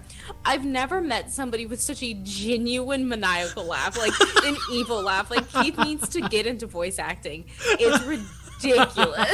He's a character actor, and the only characters he plays are villains. Yes. Fuck my dream job. Let's go. God. Join our Patreon so we can get Keith an agent. Oh, that would be fun. Shit. Okay. Yeah, Josephine. What are you doing to advance this clock? I'm going to the Midnight Symposium with notes on what we've been what the antidote had, and kind of passing along what little magical information that could be found in that, but also just good to have records of these things. I also bring little trinkets from my successful shop to just give to some of the mages who work more in secretarial work, you know what I mean, clerk work. The people that you always pass when you walk in, you're like, hi. I'm bringing them little gifts, and I'm just offering to kind of help out with any sort of work that they might need, more as a volunteer than anything else, but just trying to contribute to them and keep fostering that good relationship that I'm trying to build, because everybody in town fucking hates us, but I definitely think I can at least get the Vermont people to like us. Nice. Yeah, I think that the people in the front, because this is a hotel, first. So I think the bartender, the wait staff, the concierge, the front desk people, they all thank you for all the trinkets that you've made for them. And I also definitely bring them candy then. Ooh. Because when I was working at a front desk, my favorite, shout out to these guests, my favorites were always people from Hawaii, because they'll bring you little macadamia chocolates. That's cute. They're angels for that. So Josephine definitely brings them candy. Yeah, and I think that when you show them the the formula for the antitoxin, they say, well, we don't know too much about this. Why don't you talk to one of our head wizards? And here's one of them now. And down from the stairs comes Miss Riley Crane. Mm-hmm. And she says, yes, there was a visitor. Miss Emerson. Hello. Good to see you. I'm told that you have come with the formula for the antidote that you so kindly provided everyone this last holiday. thought it would be useful for, some of the mages to have their hands on it, because if I pass it out here, then it can get back to Vermont, and if it's at Vermont, then it can go to the rest of the walking cities, and we're just trying to take care of everybody. And she like gives you a genuine smile. She says, "Very considerate, thank you. Do you mind walking me through the formula? It seems very complicated." Yeah, and I pull out a chair in the middle of this bar restaurant, and I motion for her to sit, and I lay out all the paperwork, and I stand as I point out and like walk her through the formula. I think at some point she like stands up as well, and she just like stands beside you, and she just like starts writing like a few notes on the plans, just like to as supplements, like because you're giving her a lot of information, and a lot of it is verbal, and so she's just like writing down the things that you're saying. And I think at one point during your presentation, her hand brushes against yours. She says, "Oh." Oh, nothing. So Okay. is that everything then? Yes. Wow. And then she like rolls it up and she says, "Oh, it looks like they're setting out placements for tea. Would you?" Oh, I mean, I guess that means that I should get back home, because Nico's probably going to be setting up tea and muffins for everybody. So, thank you for your time. Very excited to pass along this information. Knowledge is to be shared, not to be hoarded. So, very happy to meet with you. She goes to take your hand, may she? No! Okay. How do you... Yeah, you just like twist away? I think this whole time I've like had a very like formal like posture. So I think like Josephine has like had her hands kind of like folded and kind of at her front at some points during this, mainly when like Riley was asking questions, because I think just like she tries to present herself very formally in certain situations. So I think as she does that, like I resume that position again. Did you have any questions? Any more questions, I mean? She gives you like this smile, a mysterious smile. She says, "No, I think that's all. I'll see you again, Miss Emerson." Right. Have a good one. Have a good evening. Afternoon. You as well. I leave. No. I'm not getting involved with this woman. I refuse. Cougars, historically, bad news. Oh, whose history? Guilties. Not mine. What are you even talking about? I didn't realize we were actually going to spill some tea. I'm talking about Madame Marigold, not actual tea. You Got it, mean got it. Mommy Marigold, okay? Use her formal title. No need to spill tea when she'll do it herself. All right. Yeah. This is a roll, Josephine. What skill do you think this is? I guess it's also technically consort again. Makes sense. Yeah. Controlled standard with some help. Okay. What's the help? You know who's helping you. Okay, a little bonus die. Keep that shit separate. 2 dice. It's a 3 and a 5. Yeah, that's two spots that you get to fill in. Are you done with the clock? No, I haven't been paying attention to this clock. It's been a minute, been a while. True. It's been a while. All right. Cool. Who else would like to do something?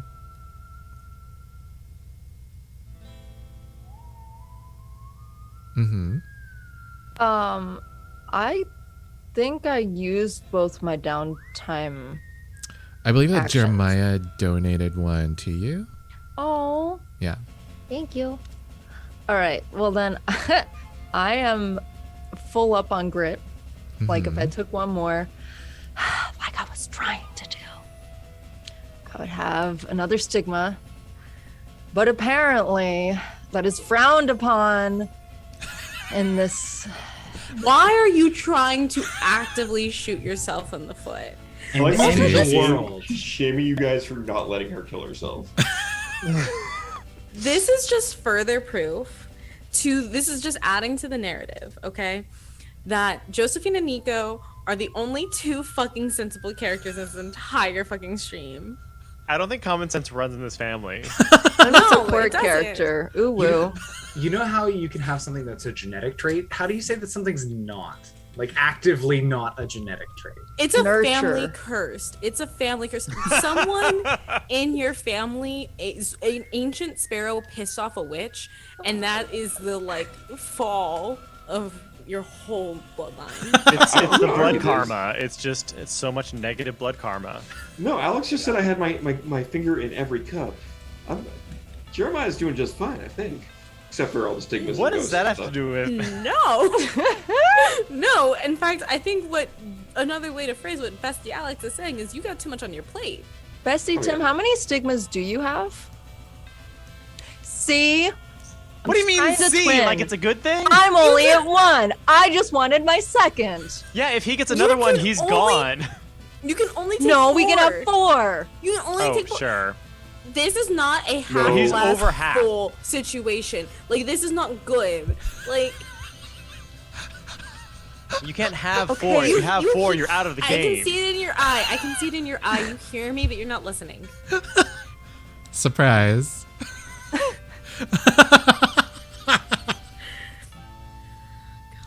But twins. Twins, stop being menaces. Challenge impossible difficulty. Twins maybe prevent each other from also instead of doing like a double suicide, maybe like prevent each other from trying to kill themselves. Support and love? That's not the sparrow. Where's the fun? Doesn't sound fun. I What's can't. mom like? Because I know Pops ain't like this. No. Yeah. Listen, Mama Sparrow was. Whew, I know that Unhinged. bitch was crazy. Yeah. mean- Unhinged. Yeah. She's your aunt. Like she's by blood, Just me. right? Yeah. No. What? I'm related. Her My mom mom is a sparrow. is My mom is is- Clay's That's sister. right. That's Oh, right. Clay's okay. sister. Yeah. That's right. Yeah, yeah. That's why Yeah. I have sense. I was poison. There's a poison inside of you, and I don't have it. Although, I mean, let's just start with this. Like, genetically, Mama Sparrow must have had red hair. So. yeah. Yeah, Mama Mama Sparrow Sparrow- is 100% canon a redhead. Absolutely. Yeah. Mama Sparrow, let's just call it what it is. Her name's Jolene. Like, she was just. Absolutely. Her name was Absolutely. Jolene Calamity Jane. God. Is Yup. that What a canon? mess. Should I write that down? It was Add a it to the stage wiki, name. Baxter. Stage name. Stage It's name. the wiki. That was her stage name. Oh my god, no, not her being a performer. That's My why. That's how she was like in a touring circus where she was like the master Yeah. shooter. Yeah, she And- did burlesque, but also Shooting. gun and knife tricks. Yeah. Yeah, no, that was like That's instead part of like of it. going up there and doing like fans and stuff, she'd like throw a bunch of silks and then shoot them all out and then like turn around and pose with the gun. Damn. And Clay was like, mm-hmm. Threw a bunch I of wanna knives see up, and this then by now. the time they fell to the ground, it was just her tassels.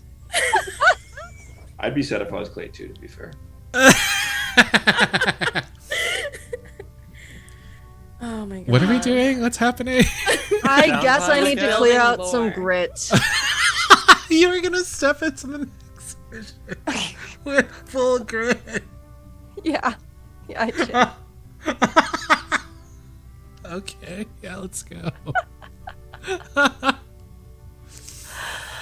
I haven't been to Bingo Bullseyes in a while. I want to True. see. I want to see what the Golden Girls are up to.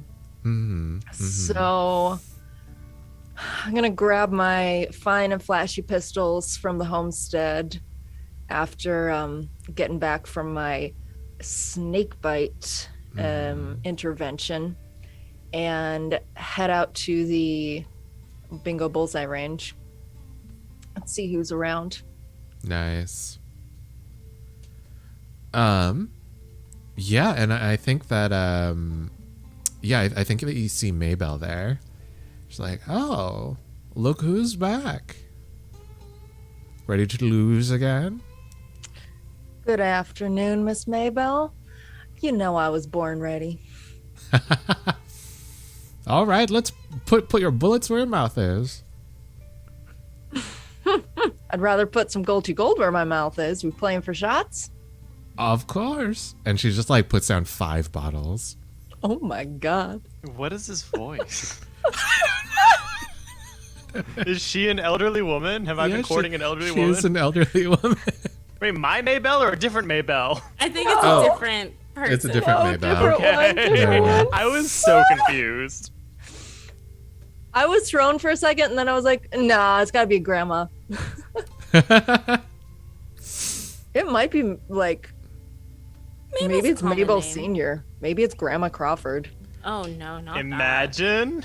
And we're just like low-key cool with each other because we play bingo together. I actually kind of love that. Yeah, what happened in that generation to like turn things sour? Listen, we've talked about it off screen about like maybe we should figure that out. Maybe it should be a game. Maybe we'll figure it out. Maybe we should play it. Yeah, maybe we should. Spoilers. Not really. Well, I'm putting my eye on that bingo board at the end of the lane and readying my pistol. And I'm going to sling. What is my position? I mean, this is just you're indulging in your vice, right? Oh yeah, you're right. I just got so excited about shooting well. Now that I have let's see. Roll Good to luck. indulge. Bonus die. I don't think I can do any of that. I don't think so.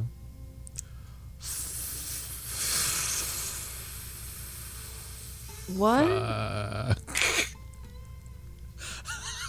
Isn't it supposed to go the other direction? no. I only what? get one back? You only get one Yep. back. Yeah, bro, that's how this game works. We've been playing it for 18 sessions. I'm just not used to numbers like this.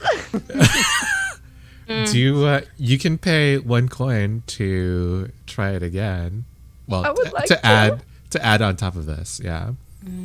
I would Yeah, like so- to do that. I think you Trade guys. your wits so you can roll another one. I think you guys ran out of Gulchy Gold, and so Tallulah, you have to pay a coin to get more to continue the bingo bullseye game. All How right. do what do you only have 1 die in?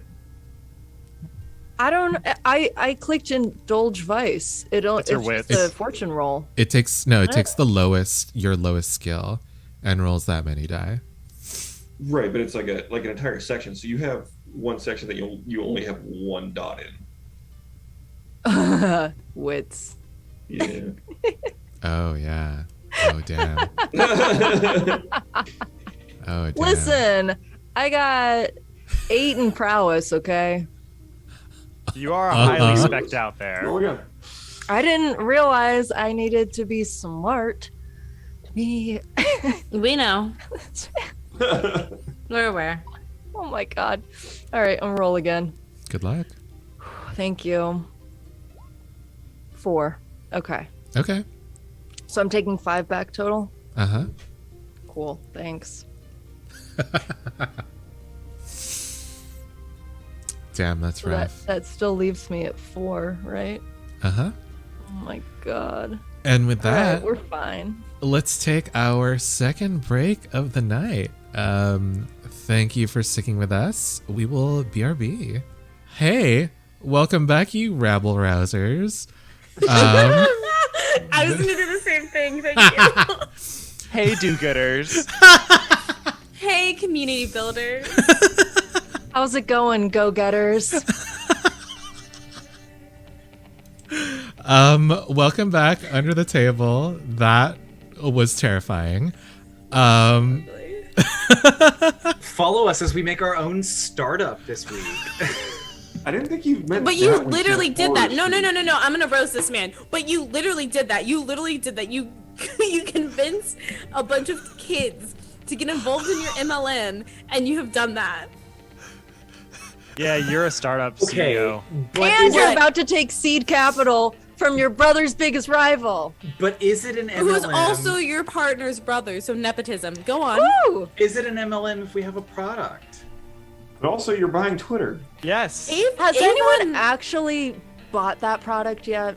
Yes. Seems like there's been a lot of free samples. Oop. First of all, listen. MLMs are very real and very bad, but at least the Avon ladies deliver. You are giving Tyra Banks MLM. There is no product. You want to be on top of this MLM? You want to be on top of the pyramid? Too bad, that's where I am. Give me a week. Tyra. I'll be Tyra. Oh. Come on, Please smiles don't. for me, baby. He Come watched on. 2 seasons of America's Next Top Model. He thinks he can be Tyra. No. You can't be Tyra until you tell a girl, no, you can't go to your friend's funeral. In fact, actually get inside of a coffin and take some photos. You can't be Tyra until you force one of your friends to get plastic surgery so that they can be a model.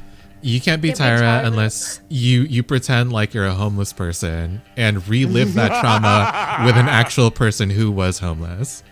You can't be Tyra until your hot white friend steals your singer boyfriend, Heidi Clemenceau.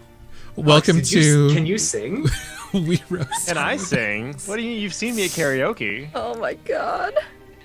Can I sing? You can't be Tyra until you perfect the art of talking very slowly and then spitting out 1,000,000 words a minute. You can't be Tyra until you flutter your eyes every time you talk to someone. You can't be Tyra unless you learn how to go from white English to AAVE in the blink of an eye and back again. Go on, John. Do that one. Oh, We were not a rooting for chance. you, John. We were all rooting for you. Smize, John, smize! Tim is Okay. like, oh no. Tim wants to leave this call so badly. Tim wants to leave so badly. Tim is like our weather vane. I feel like whenever he does that, it's like, oh, we've gone too chaotic There's a and storm queer. brewing. And you have lost the straight demographic. We've conjured the queer tornado. Okay, let's pull it back. To be fair, it turns out there's a lot of us. What? We still haven't figured out what our issue is with like multiplying. But when we do, us queers are gonna be unstoppable. There's that science. You can take 2 eggs and make a baby, right? Yeah. If you have like 20,000, 100 million, gazillion dollars. Yeah, just find one rich gay. Oh my god. Yeah. Wait, can you? Can cook? What? Tim Cook. Let's all be I sugar thought you babies. said who can cook. I thought you were talking about yourself. Oh. Y'all have gone. Y'all have lost me. John, Like, can we So make a baby? we are bimbo playing. is pumping. Yeah. Guilty. We are playing a game. This is Under the Table. Like an egg. We're playing Fistful of Darkness, which is a Forged in the Dark game. And it seems like we still have people who have downtime. Who's got something? I can make this real fast. I'd like to indulge my vice. What does that look like? You've been playing house with your boyfriend all day. What else? What other vice do you have to indulge? I actually think it is, in fact, the opportunity to reveal my new vice. Why do you have a new one? Well, because the circumstances on the ground have changed. Mhm. Well, I did at one point enjoy indulging my time with trinkets and pastimes that we find upon our journey, I now find myself intrigued by this gentleman I spend my hours with. But not just that, but the opportunity that it presents for the rejoin of families once past. And so, Baxter is going to begin spending more time with Liam, trying to figure out how they can soothe the relations. How's that a vice? That's By not doing exactly what you're doing. okay. right? Okay, You are- but the thing is, the thing is that Liam turns him away from thinking about that often. 90% of the time, it's just Just like say it. Liam's horny hanky as hell. panky. Yeah, of So course, the vice is actually just the relationship. But Baxter Being rationalizes. obnoxiously obsessed with his boyfriend, I Yes, think is what you need to say. 100%. Weird And- 20-year-old thing. Wow, weird. Yes. So I think his vice. So in the game mechanic, his vice will be finding time to steal with Liam. So whatever our couple name is, we need to find time to steal it. Laxter. B. Baxum. BM? Anyway, so I think this passes kind of around the same time that he's working on the shop. Like he finishes, he's a little sweaty and he like walks back upstairs and I don't know. Liam's been hanging out for a minute, and so Baxter walks in and is, I can't get over the fact that this thing's finally coming together. I feel like I really built something for the first time. Yeah, me too. And I mean, this is kind of the thing that brought us together, isn't it? Well, you're right. It's the culmination of both of our research. I could not have done this if I didn't have you. Yeah, this is like our idea baby or something. That's so weird to think about. Oh, you're right. And I think Baxter goes and sits on next to the bed. I assume Liam is still in his just a bed sheet. No, it's past noon. I think at this point, he's put on like the equivalent of gray sweatpants. Huh. Great.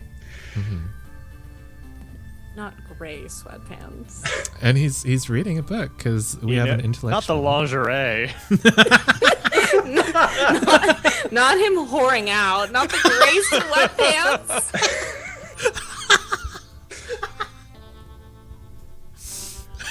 Well. Full shower. Tim, why do you look so upset, Tim?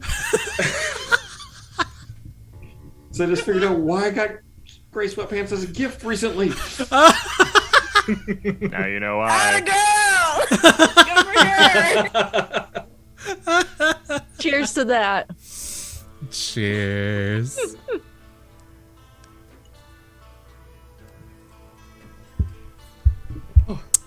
Yeah, Baxter. You look pretty stressed. Why don't you come over here and I can give you a little bit of a massage. Oh, that'd be so wonderful. I think I could spend the whole afternoon here with you. Oh, you know all the right things to say. Curtain. Any of y'all seen Baxter this afternoon? I haven't seen him at all. I don't even think anybody seen him this morning. No, I don't think I've seen him all day. I think he's been holed up in that restaurant of his. I saw. Who are we talking about again? Your little brother? Oh, no, I didn't see him at the bingo bullseye range. Are Gemma! you drunk? Maybe. All right, just checking. I'll get you some extra bread. But listen, I won that last round. I bet you did. You play better when you're drunk. We all know this. Exactly. Maybelle Crawford ain't got shit on me. Maybelle? Maybelle Crawford. Grandma Mabel. Don't worry about Oh, I think I rolled a 6, by the way, so I have Oh, 6, nice. 6 grit back. I think Congrats. mechanically Baxter just walks into the house, around like 5 p.m. just big old grin on his face, ear to ear. Y'all, it's a wonderful day. I don't know what about it. The sky's still purple and ugly, but you know, it's a marvelous day out. I just can't help myself. Where has your been, little bud? scandalous ass been? Oh, you know, I have been working on my restaurant. What'd you do today? Oh, well, I called all my suppliers and I arranged for some people to be working. And That he took like, you he 10 pulls out- hours. well, you know, I might have taken a nap here and there. What's it to you? Isn't it a holiday? Well, Actually, how are you gonna call? How are you gonna call? Yeah, pretty That's shocking that rude. You they're- shouldn't be calling people on their day off. Mhm. I would tell you better than that. as it happens, my suppliers tend to work on all days. I got to make sure that no matter what it is, we have the people to be available. Must be some So- expensive suppliers. What are they supplying? I thought you had the meat. Yeah, but we need things like buns and you gotta work on some lettuce. Took you this long to call your bun supplier? I really had to make. I have a contact that's going to try to form the meat into some sausages, so I can. So did I you can get also your serve buns or sausage. not? Yeah, but actually, it shouldn't be that hard to get buns. You know, as it happens, I had an order of sausages and buns come in today. Yeah, that's right. Sausages. Yeah, I told you I got a group working on helping me format it. You should talk to Nico about this. Nico makes the best bread. He does. This is really good bread, Nico. Thank you. What if People you don't have took the your best little buns, though. You're sausages being and wrapped honest. them up in cornbread and cooked them like that? Ooh, and put them on a stick. Ooh, there's an idea. Why didn't You you know, hire that's a- them? That's a great idea. Y'all want to come try it at the restaurant? Kinda Fryer's already late. spun. I'm busy. I got I some more got- drinking. I got- I mean, shooting to do. Yeah, I got a project I'm working on. Hey, gotta Josephine, eat all can I this help you on that bread. project? You wanna? Yes, Nico, you can absolutely help me on that project. You want an extra set of hands? No, it's okay. I think you got your hands plenty full with your sausages and your buns. Oh no, it's all handled. Oh, I mean, We got it that's- all So I'm gonna sorted just this morning. ask you straight out. You Ask know, him what? I'm just gonna not straight out. I'm just be blunt and forward with you. When I was in school and I was living out the dorms, there was people who would come back after the weekend of partying, right? And there'd be people who clearly did not see the other side of the morn as brightly, you know, the bottom of the bottle hit them really hard. And then sometimes I'd see people walking in like they had just had a little bit of heaven. And you know, eventually you piece together what happens and who's doing what, even though maybe you yourself were never invited to those parties. But regardless of that, you look like you've seen a little bit of heaven, and I just want to ask you, what's going on, cousin to cousin? Is everyone? I am not interested in the answer to that question. I will be in my bunk. I'm gonna go check on the cornbread. I'll talk to you later, Josephine. Yeah, I don't hate Baxter myself long enough to stick around here, so I'm gonna kick rocks. I'm not asking for the dirty laundry, y'all. I'm just want to know. It sounds like you're asking for the dirty laundry. You I'm all not have asking. fun. You know what? Tell me Fine. nothing. I'm not asking for the dirty laundry. I just want to know who's folding your drawers. Oh well, I don't think that's no secret. Well, I just think it's interesting, even though we've already sat here and told you. What's going on? Why? Baxter, you know his granddaddy stole our house, right? You know, I don't subscribe to the guilt by association formula, Jeremiah. I think that people can choose their own path, and their parents, their siblings, don't decide their own fate. Fine. Okay, Baxter, Leaving I'm gonna that let you choose alone. whatever you want, but I just want to remind you what's being taken from us. Leaving that alone. You don't need to sit here and sneak around at your little restaurant. I think I do. I mean, last time, what was it? Jeremiah threatened to shoot him on his way out. And I mean, with the gun loaded already and pointed, I think not an idle threat. Yeah, what? No, it wasn't. That's true. Fine. Okay. I wish you were right, Miss Josephine. I really do. I just don't want you disappearing and spending all your time there. I think you got 2 people to talk to here that can help you with that. I talk to them, but they don't listen. You know they don't. Exactly why I gotta be going elsewhere. I think like she just kind of pats you on the shoulder. And it's just like, okay, I'm gonna miss my favorite cousin. That's I think Baxter kind of like, as she pats, like embraces her with a hug and whispers into her ear, "You don't know any memory magic, do you?"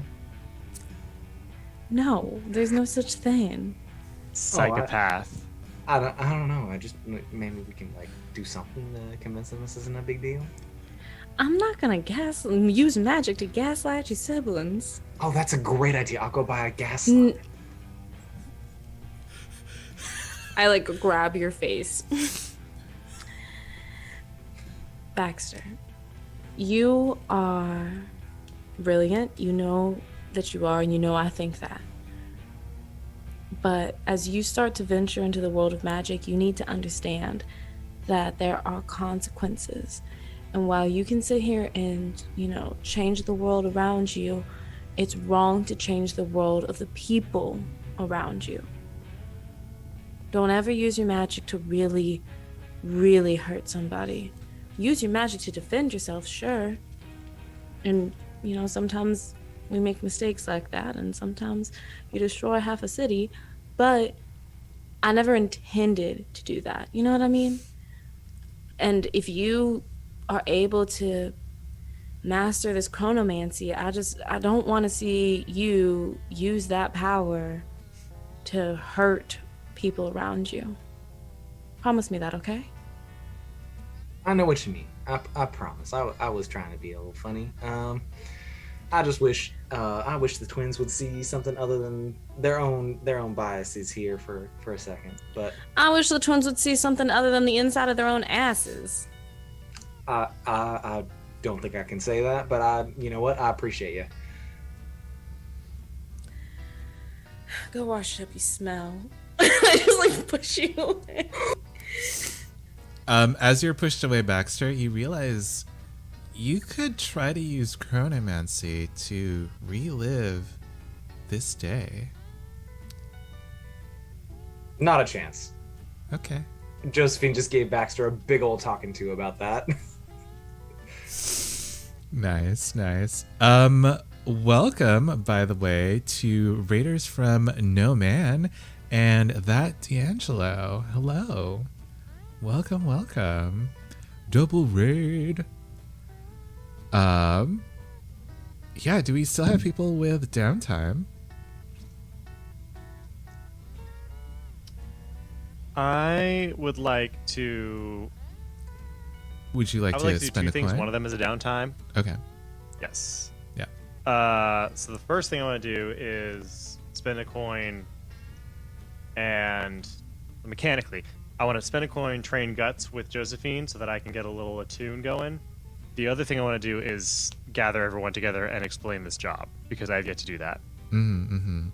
So how do you spend firstly, this I wanna coin train. to train? Like, do you buy a new book? Is there like a new something? Yeah, I think that Nico's kind of like a do something for me, I'll do something for you. So he goes out and he finds a book that he thinks Josephine would like, probably about some kind of magic. Maybe I noticed like the twinkle in her eye when she was asking about Maybelle, and I find one that's like magic with a little bit of romantic history to it. Perhaps something about like creating like glass engagement rings or something. Ooh. Because Oh my her God, business. No. She's gonna That's sit here and make you one. cute. Stop. And I go, yo, Josephine. Knock, knock. The door just blows open. You're gonna smack me with that door one of these days. I hope so. I got you this. I toss you the book. I was hoping you could just. I don't need to be taught it, but I just want to like learn how to read this shit. Just in case Baxter gets on his bullshit again. Oh, okay. Well, take a seat. And up against one of her bookcases is this like thin wire contraption, like metal contraption that's just always been there, and it's like Josephine has a bunch of weird shit in her room anyway, but she pulls it and it starts to pull and expand and wheel over, and it's basically a chalkboard. She's like a magical whiteboard, but it's like glass, and she like snaps her fingers and just basic alphabetic runes pops up, and she's like, all right, so we're gonna start with the very first rune, and she just lectures to you for like 3 hours about the alphabet. I make intense notes because I know I'm not going to remember this, and I'll come back to it later. Can we structure this like a Sound of Music, Doe a Deer kind of like montage? Listen, did I learn the Greek alphabet from a song? Yes, of course there's a song to learn the alphabet, or to learn the runes. There we go. I love it. All right, Nico, you got that XP. Yay, I leveled up. Yes. I'm going for a jack of all trades kind of thing. It's good for the vice. Yeah. And really quick, does anyone else want to do like an extra downtime? Oh, Baxter. Yes. I still have a gold, so I would like to train my guts. Okay, sure. How does this? How do you spend the gold to train your guts? Yeah, I think Baxter went to Salvation's Gift and bought a bunch of magic-looking stuff. Felt good when he was buying it, and he brings it to Josephine's room and like lays it all out. And was like, I think this stuff might be useful for chronomancy. I don't know anything about chronomancy, but if that's what your instincts are leading you to. Well, I was kind of hoping you could help me piece it together. You're like the smartest person in this whole house, Well, obviously. The only person that's smarter is Pa, and it's only because he's been around longer than I have. Or, well, she wouldn't call him Pa. Uncle. Yeah, I'll help you out with it. And I think they just chew on it. I think at one point you succeed, Baxter. Like a trinket just disappears. And I think that Josephine, you remember finding that same trinket in your room a few days earlier. But you threw it away at the time, not knowing what it was. Okay, I take a closer look at it. Yeah, what does it look like?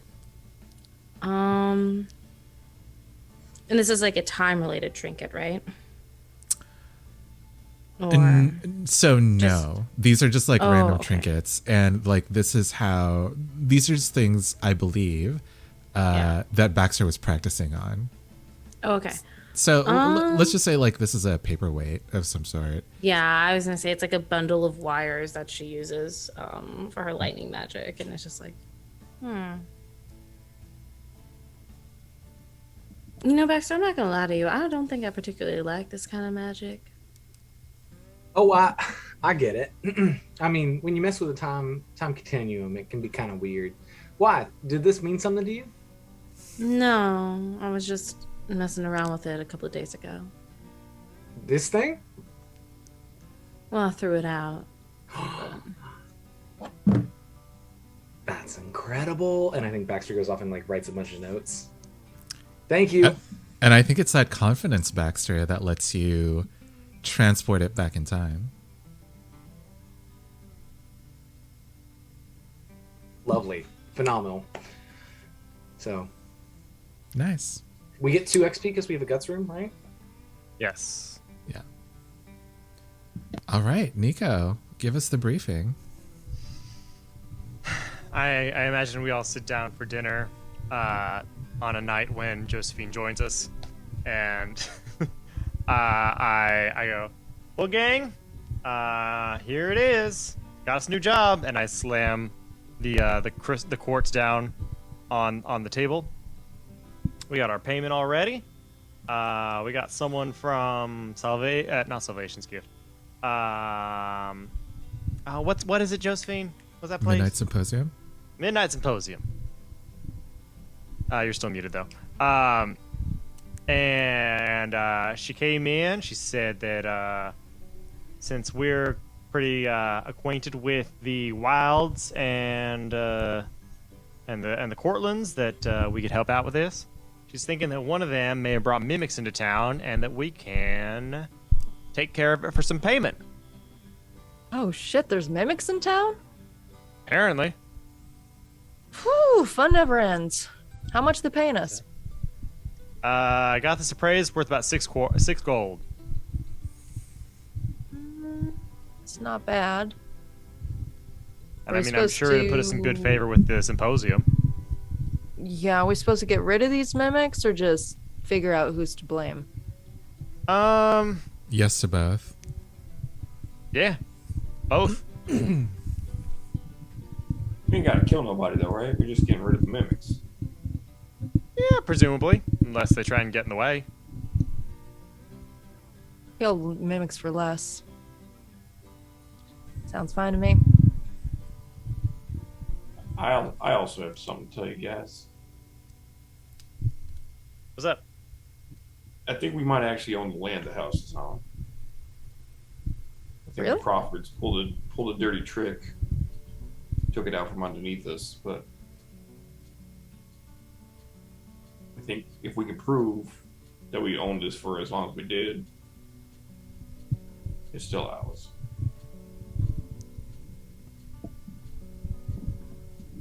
How can we do that? I don't know yet. Supposedly, the Seems like a good deal, Mechanics though. Guild has something to do with it. I'll talk to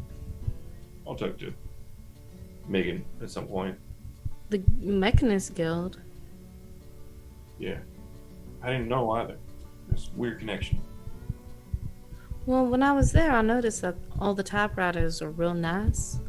And when I commented on it, the teller I was talking to said that your girl Meg designed them and made them for the whole bank. So maybe she's deeper connected than we first thought. But then again, I guess we never thought about it because this is new information to me. Yeah, I didn't have any reason to make that connection. But Oh, shit. Ma's always said, if you don't have anything nice to say, don't say nothing at all, so I shan't. I actually forgot about one other thing. Jeremiah, you know who Ms. Linter said suggested they add more of that corruption into their Gulchy Green? Caused that leak? no, It was what's her name? What's her name?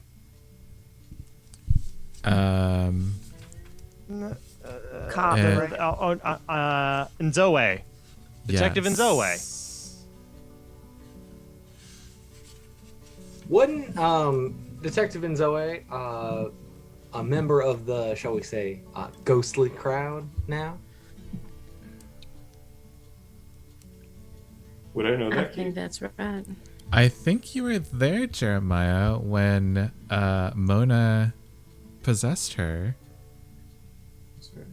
If I recall correctly, Jeremiah, you can correct me here. You said your ghost friend disappeared and Detective Nzoe just walked away.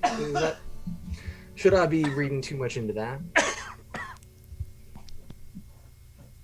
I don't know, Baxter.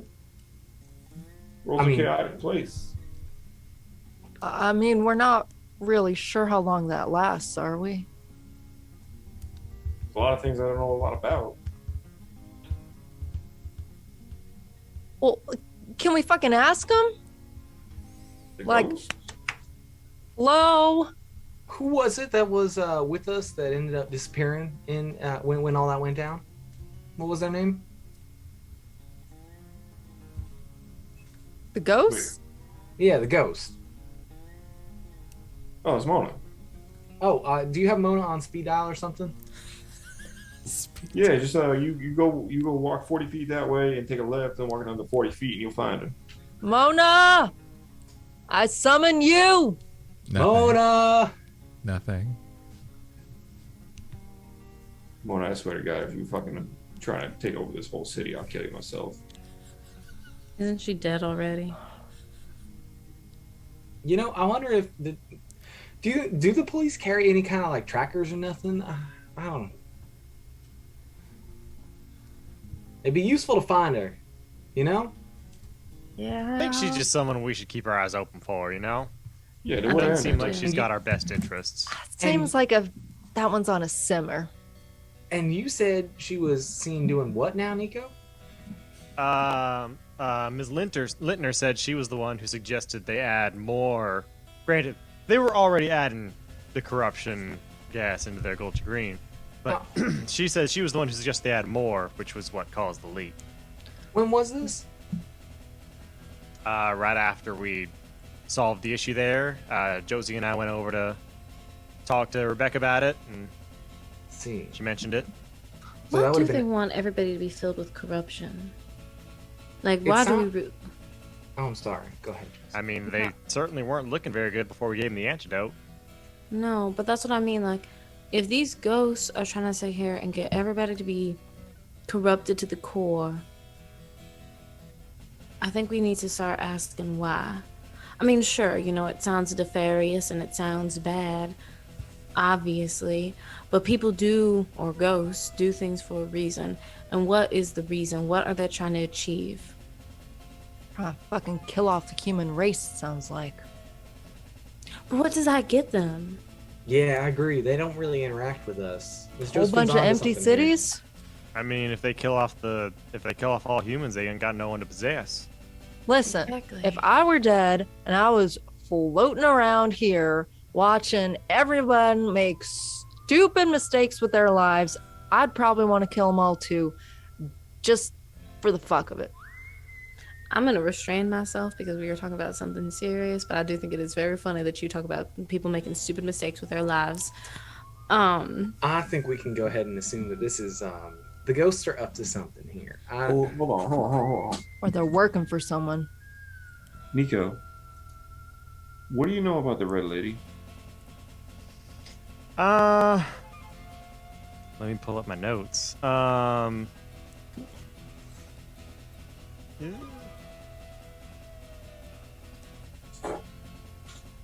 She's got to be one of three, right? I think One of it's- four. She's one of four. Four. So there's got to be three more. Yeah, it said that, I found her, information from the writings of the Solon Empire. They said that they had a real, strict pantheon. She was one of their gods. Basically, you give something to her, or she gives something to you, and she, takes something back. You know, they got that crown. Yeah. She was kind of a backhanded She prayer source. says she always wants and hungers. You know, I mean, What- that What are the other pieces of that pantheon? I don't know about. Only really got interested in the one. she always hungers. You know, that makes me think about some of the research I've been doing in the lab on the corruption. The corruption I was able to successfully separate from the antler was extremely reactive to human, well, blood, flesh, everything. And it consumed it, changed its form, brought it something new. You don't think they want to not destroy us, but change us? You saying the Red Lady is actually just corruption? I don't Maybe think not. so. No, I think the Red Lady's a different thing. But like whatever Mona is, and the rest of them, I think that's a whole different thing. I mean, that's probably got something to do with Calamity. Yeah. Jeremiah, how did you meet these ghosts again? I smoked a lot. And they just what?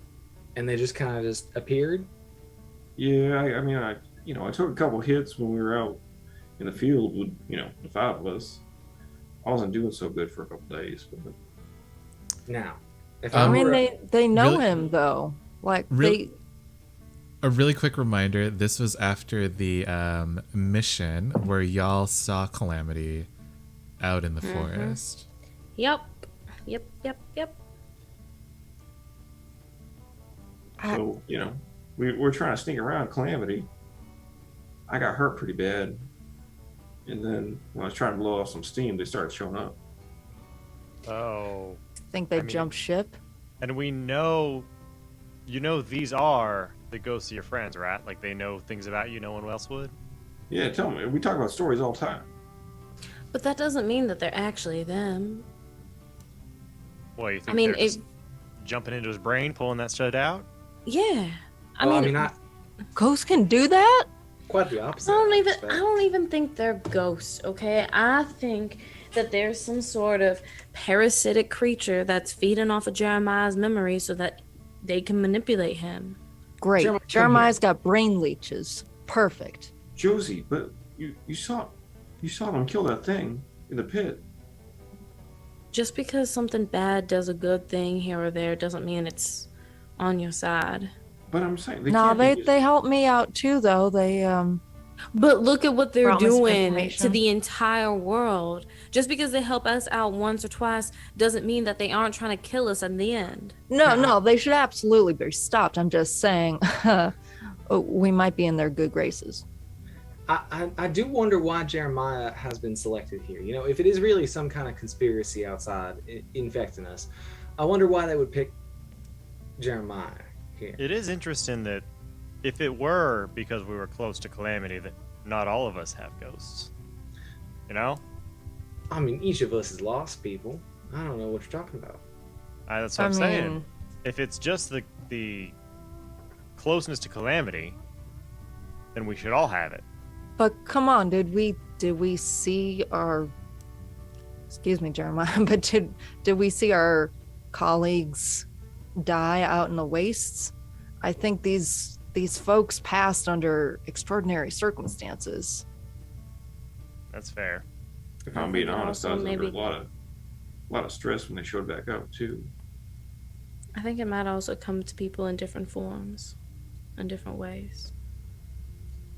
How do you figure? It hasn't happened very often, but the last couple of times that we've been on missions and things have been real hard, there's been a voice in my head. Oh, And it's always offering me power and always saying that it can help, that I just need to say yes, and it'll fix everything for me. what Is that your magic talking to you? My magic's never talked to me, though. My magic is me. This is something different, and I Is don't it? know where it's coming from. does it sound like somebody to you? Actually, that's a good question. Keith, does it sound like somebody I know? Like no one you know. But it does sound like someone. No, I mean, it's got a voice, and the voice is not my own. Like sometimes, like you think passively, and then sometimes, like your brain is saying words in your mind, and that voice is your head, or that voice in your head is yourself. It's not my own voice. It's a different voice. And like she starts kind of like playing with her one glove. And I said yes a couple of times, but every time I have, something's happened. I mean, like, y'all have seen my hair recently. Like, it's like, I got my daddy's hair, but this is not my natural color. And I Now, don't know, every time I've said yes, it changes me. Miss Josephine, you said every time? Your hair is one thing. What else has changed? And the voice says, "Show them. There's nothing to be ashamed of." I don't think I should show you. It's telling me that I should show you. And the fact that it's telling me that I should show you and it's saying that I shouldn't be ashamed really makes me nervous. Wait, it's here now? Mm-hmm. Is it always here? I think Lulu so. like stands up and unsheathes her pistol and Lulu- points it right at the side of Josephine. She's like, fucking Josephine, I'm sorry, just Tallulah, if you pull that trigger, you are gonna kill me. Can you please put your gun away? quiet down. I'm just intimidating it. It can hear you. Now listen here, you fucking brain leech. You get out of my cousin. She has done nothing to deserve this. She is a good and honest woman. Well, she is a good woman. Well, she tries her best. Jeremiah slides in between Josephine and Tallulah and like pushes the pistol aside and says, "This ain't how to solve this." Ooh, Stop actually, talking? wait a minute. If they're there, Keith, do you think they see the like growth? If they're at the side of my head? Because the whole thing is like Josephine's never seen it. She can't see it. It's in a place. It's on her body, a spot that she can't see. I think they So. do. Yeah, you guys see behind Josephine's ear, there is silver skin. Ooh. Well, that's quite interesting. Wait, Josephine, have you always had a little birthmark behind your ear? No, Like a silver one? no. I think it's working. Get out of there! I swear I will pull this trigger! I think Baxter walks up to Tallulah and just, Tallulah, I need you to set this down a second. Just trust me a second. I'm handling it, I swear. No, I understand you're trying to do what you think is right. Let me do something a little more peaceably to start. Yeah? Just to start. All right, you're getting off easy for now, but I am not done with you. And I think Baxter walks up and extends both of his hands to like offer them to Josephine. Okay, I offer my hands. When I hold Josephine's hands, do I notice the difference in density between them? Ooh, yes, yeah. I think Baxter takes note, but is kind of like a little twitch, but not a whole lot. You're wearing gloves on both hands, right? Nope, just one. Oh, phenomenal. The Miss gloved one is Josephine- heavier, by the way. Miss Josephine, I don't think you've been telling us everything that we need to know, and I really want you to know you can trust us fully, and I want you to know that despite what's about to happen. And he just yanks the glove off of her hand as he's holding her. Her hand is fully white. Not like a dead person white, but like there's this like something in her skin. I thought that might be the case. I was wondering what was going on here. There's nothing to be bothered by. It is silver like the back of here. It's silver like the back of her ears. Do you mind holding your hand up to the back of your head? I want to compare things. Mm-hmm. And it's like the same. Mm-hmm. Totally. Oh, shit. Now, Miss Josephine, I don't mean to alarm you, but you got some stuff on the back of your head growing the same as you do on your hand here. Okay, it's just Bax, there's a lot to take in. I don't even know when this happened. It's a little heavier. It feels very different. I don't know what's happened to your body. Is here, my whole body but gonna turn like this? Nico, do we have dessert maybe? I'll go get something. I bet I can whip something up real quick. House I husband come, Nico. I'll be like, I get us a cheesecake in about 30 minutes. Aww. 30 minutes? I got shit prepared. Wonder That in the kitchen. sounds perfect, because I won a bottle of Gulchy Gold off of Grandma Crawford today. And I slam it down on the table. Let's all take a breath, take a shot. I Josephine. grab it, I throw it off. Like, You do I, that. like, flick off the Have you seen that handle, take a video sip. of the person Yes, the dressed as the egg clown? Yeah, Josephine literally like Hey, hey, flicks it off. Turns to Nico. If you don't bring back a knife to chop off this hand, you are dead to me. And starts drinking. I mean, I got Peppa. I don't think we need to be going and cutting nothing off. It's already on your head. Like Hey, boys, if I cut you off of my body, what would happen? Nothing. Oh, it doesn't answer me? It doesn't answer. Yeah. I think the question. Yeah, nothing. Who even are you? That's a good question. I am your future. I am the one who gives you power. You just see Josephine put her head in her hands. It says it's me, my future, the thing that gives me power. Lying. But Now you don't think that's got nothing to do with our chrono magic, do you? Hour.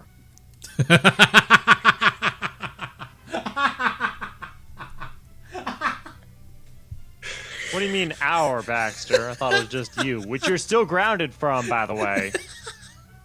I mean, short of my supervised training sessions, right? Sure. But she ain't got... What can she train you chronomancy for? You know, she's a responsible maid. She knows what she's doing. Apparently it ain't even me, it's this fucking thing that's in the back of my head. Josie, you've been a good-ass mage ever since before we've noticed. How long have you had that hand? Couple days, weeks? You've been a good-ass mage for years. You don't need to worry about that yeah. shit. Wait, did you say months to me? Did you just say Yeah. months? Yeah. How long are we going between sessions? It varies. So Yeah. I've had this hand for months. Yeah. I'd say like 2 or 3. I think like if there's a moment where the rest of the gang is kind of distracted, Jeremiah goes to Josephine and says, I got some passengers too. Maybe we can talk each other through this. I think I'm driving. And I think you're driving still, but I don't know how long it'll take before they take the wheel. If I'm driving, then I'm kicking them off. This is my body, my life, and I'm doing something great with it. Well, I agree with you. I don't know how to do that. I don't think you do either. Well, I guess we're working together, huh, cuz? Got something inside of us that we can't get rid of right now.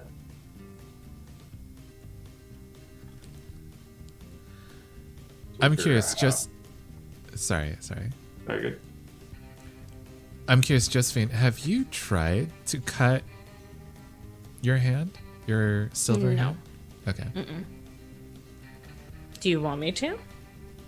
It's up to you. I'm just curious. No, I don't think so. Okay. I come back with the cheesecake and my sword. I'm like, well, I got both.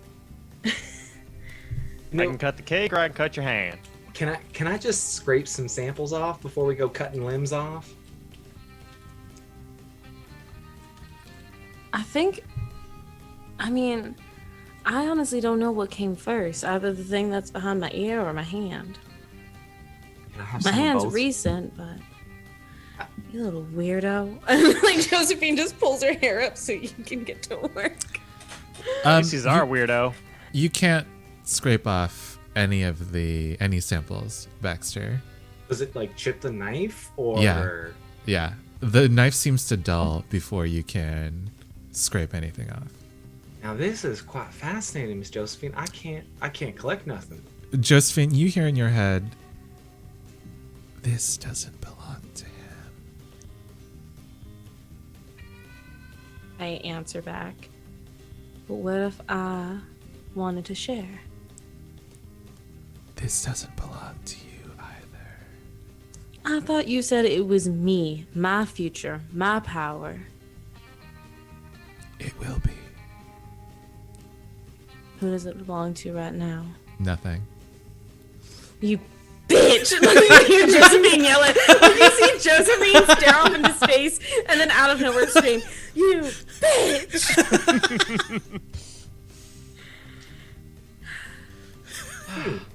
I see that's going quite well. I grab Nico's sword. I'm gonna cut this bitch out myself.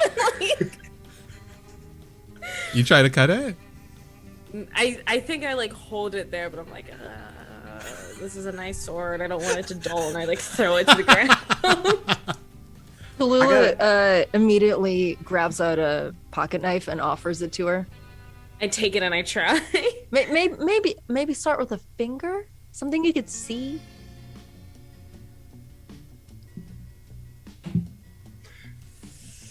I like go to cut it off. The knife snaps. Ah! Okay, I just got it at Salvation's Gift. Okay, I'll get you another one when we go back. Josephine, you hear something like laughter in your mind. Speak up! Fucking kiki and giggling in the back of my head, even though you won't answer my questions. Fuck you! I'd like to roll a read. What are you reading, Baxter? Baxter is piqued by this time implication, and having just successfully transported something in time, he has this confidence, unearned, obviously, that he can interpret temporal disturbances.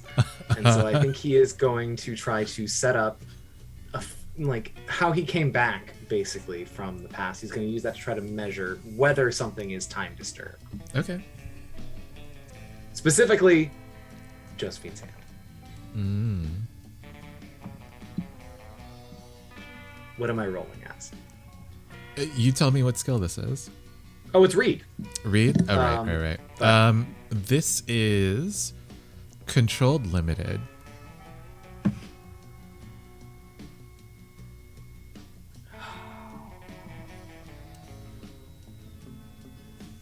I'm gonna push myself and make this controlled standard. Okay.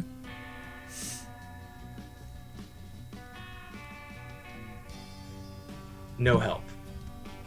You're not telling us what you're doing. That's true. Oh, that's embarrassing. That's a 3. Yeah, you do see something, Oh my Baxter. Oh. Okay, all right. What's going on? You do see something. It's my brain hemorrhaging. That's what you see. You for a moment your vision shifts into like this place where everything is just like shadows or mist, like the real world is just just light playing on the wall, and there's like something else that's actually 3-dimensional in this space. There's actually 3 separate things. One of them is a swirling mass of darkness, and it has eyes like black pearls, lustrous and iridescent. It wears a crown that's constantly shifting. One is a figure of red. Its bones are metal. Its skin is non-existent. And on its head, it wears a melting crown of gold. And when it looks at you, its eyes are mouths, and they are all screaming. The third is a mass of flesh that seems to be bigger than anything you've ever seen, Baxter. Bigger than you, bigger than a walking city, bigger than the world. And it turns one of its billion baleful eyes onto you. And it says, "Where will you go now?" And then you're back in your home, safe and sound, with your family. I would like to resist. I would like to resist this consequence.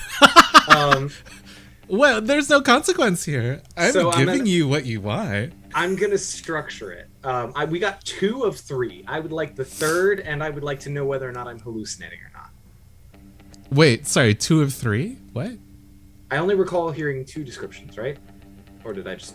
No, 3 Uh, descriptions. Yeah. I Wait, misunderstood. well, Then- I misunderstood too. What was the difference between the first and the second? One was was just like a swirling mass of darkness, and the second was like basically red? a skinless corpse with Okay. bones I of see. metal. Yeah. And so it's the ball of gas, the bones, and the flesh ball. Yeah. So the resistance is to know whether or not I am making this up or if this is real. Huh. Interesting. Okay. I think that this is guts.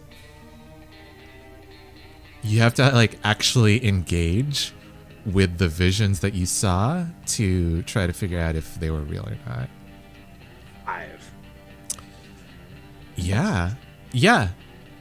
Baxter, you feel like they're real. And also you remember where these figures were positioned. The swirling mass of shifting darkness was where Jeremiah's standing. The weird figure, the fleshless, like, muscle corpse was where Nico is standing. And the massive figure of white flesh is where Josephine is standing. It's Y'all, out. I got something. No, because we're all cursed. There's one cursed by the Black Queen, one cursed by the Red Queen, and I'm cursed by the White Queen. Yes. And I'm fine. You are not. You are not. You're cursed by your own fucking weird ass brain. Can I get a clip? real quick? Honestly, who's to say? This is me out of character. Please Who's to put say that your queen has not been released into calamity? Who's to say I'm not just perfect? Who's Me, to say bitch. you're not your own queen? That you are not your own sick and twisted queen, sitting here bringing your own calamity. Oh, bestie, you're a queen too. Thank you. I hate this bitch for real. And if no one has anything else on this small revelation, I think we're going to end the episode. How's everyone feeling? Everyone else who had a great time. I'm gonna rage quit this episode. Fuck everything. I actually This feel is- pretty good. I thought that was a productive conversation. This I was think- That was really actually really upsetting good. to me and my homegirls, but it did. Baxter has had 6 tequilas since this has happened and hasn't said a word about it. So that's how we're feeling about it. Oh, you didn't even tell us? You didn't tell us we were being possessed by demonic gods? Not yet. He's figuring it out. What makes you think they're demons? What makes you think you're possessed? You look me in Also my that. eye. Also that. Thank you. Guilty. Yeah. I You've think been that's gonna be- chosen by demonic gods. I think that's going to be really fun to play next session. So, we will. Ooh. Baxter's just drinking at the moment. That's fair. So what I'm hearing is we saw Baxter have like a "that's so Raven" moment, and then he just Yes. While touching Josephine's hand. Yeah. Yeah, That should be He good. just like flicks the bottle off with like his spare hand and just starts going. Yeah. Probably not dissimilar. Like continually staring into the nothingness. And I think he's probably shaking. Yeah. Great. Yeah. All Nothing right, else. let's do outros. Tim, please tell us about yourself. I'm Tim. I'm distraught. Oh man, this season's been full of bangers, but like this episode felt extra like it confirmed so many suspicions for me. Anyway, I'm Tim. I play Jeremiah. Occasionally, I play. I used to play Quetzal over on our Sunday stream here on TPC. He's probably dead. Didn't happen on screen. Not Yeah, canon. he's disappeared. There's no Shall not see a revenge. body. Not No confirmed. body. No body. No No body. No body. body, no death. No body, no body. crime, as T Swizzle would tell us. Eat him. I also hang out here. I think Keith and I are playing a little bit of Warhammer Total War tomorrow. We're going to be some former fantasy block characters riding on bears and stuff. And yeah, and I also run a really fun game called Wrath of Glory, the first Wednesday of every month, starting back up this Wednesday, or this next Wednesday, I'm sorry, not this Wednesday, but the following Wednesday, the 4th. So may the 4th be with you. And please hang out with us while we shoot shurikens at bad guys. From guns. Guilty. Please tell us about yourself. Hello, I have been and will continue to be guilty. Too perfect to be cursed. That's the brand from now on.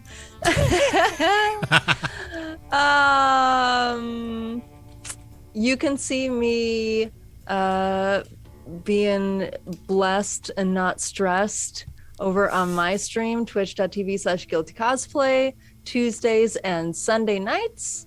And I think that's it besides Wrath and Glory right now. Yeah, if anything else pops up, you'll hear about it on Twitter. There we go. Alex, please tell us about yourself. Hello, everyone. I'm Alex, aka Cobalt Gear, and today I've been personally victimized by Leah Michelle.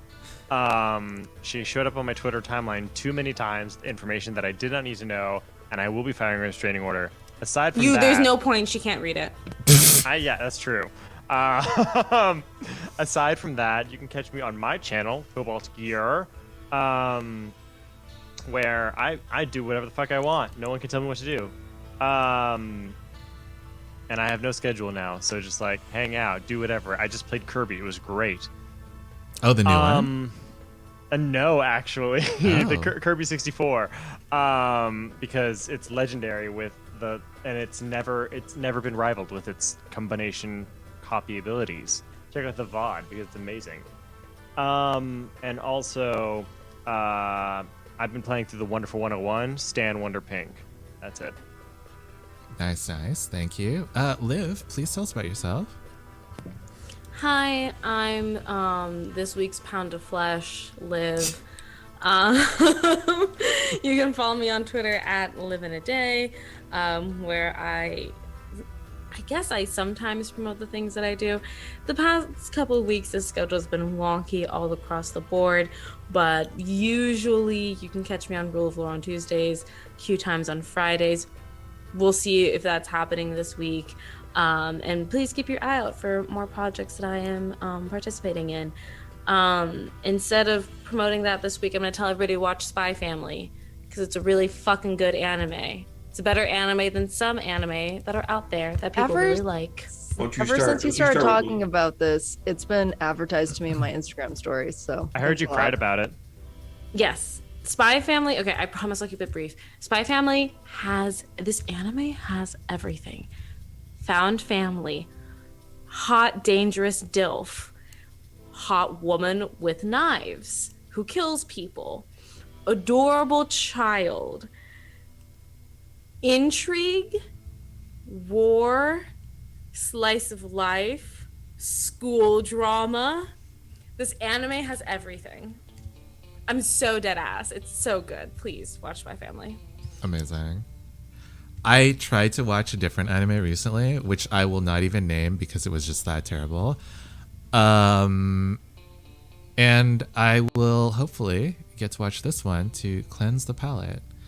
Yeah, love it. John, please tell us about yourself. Hello, I am John. I don't stream except for this lovely group of folks, and it has been a delightful experience every day since we have started doing it, just before the beginning of COVID.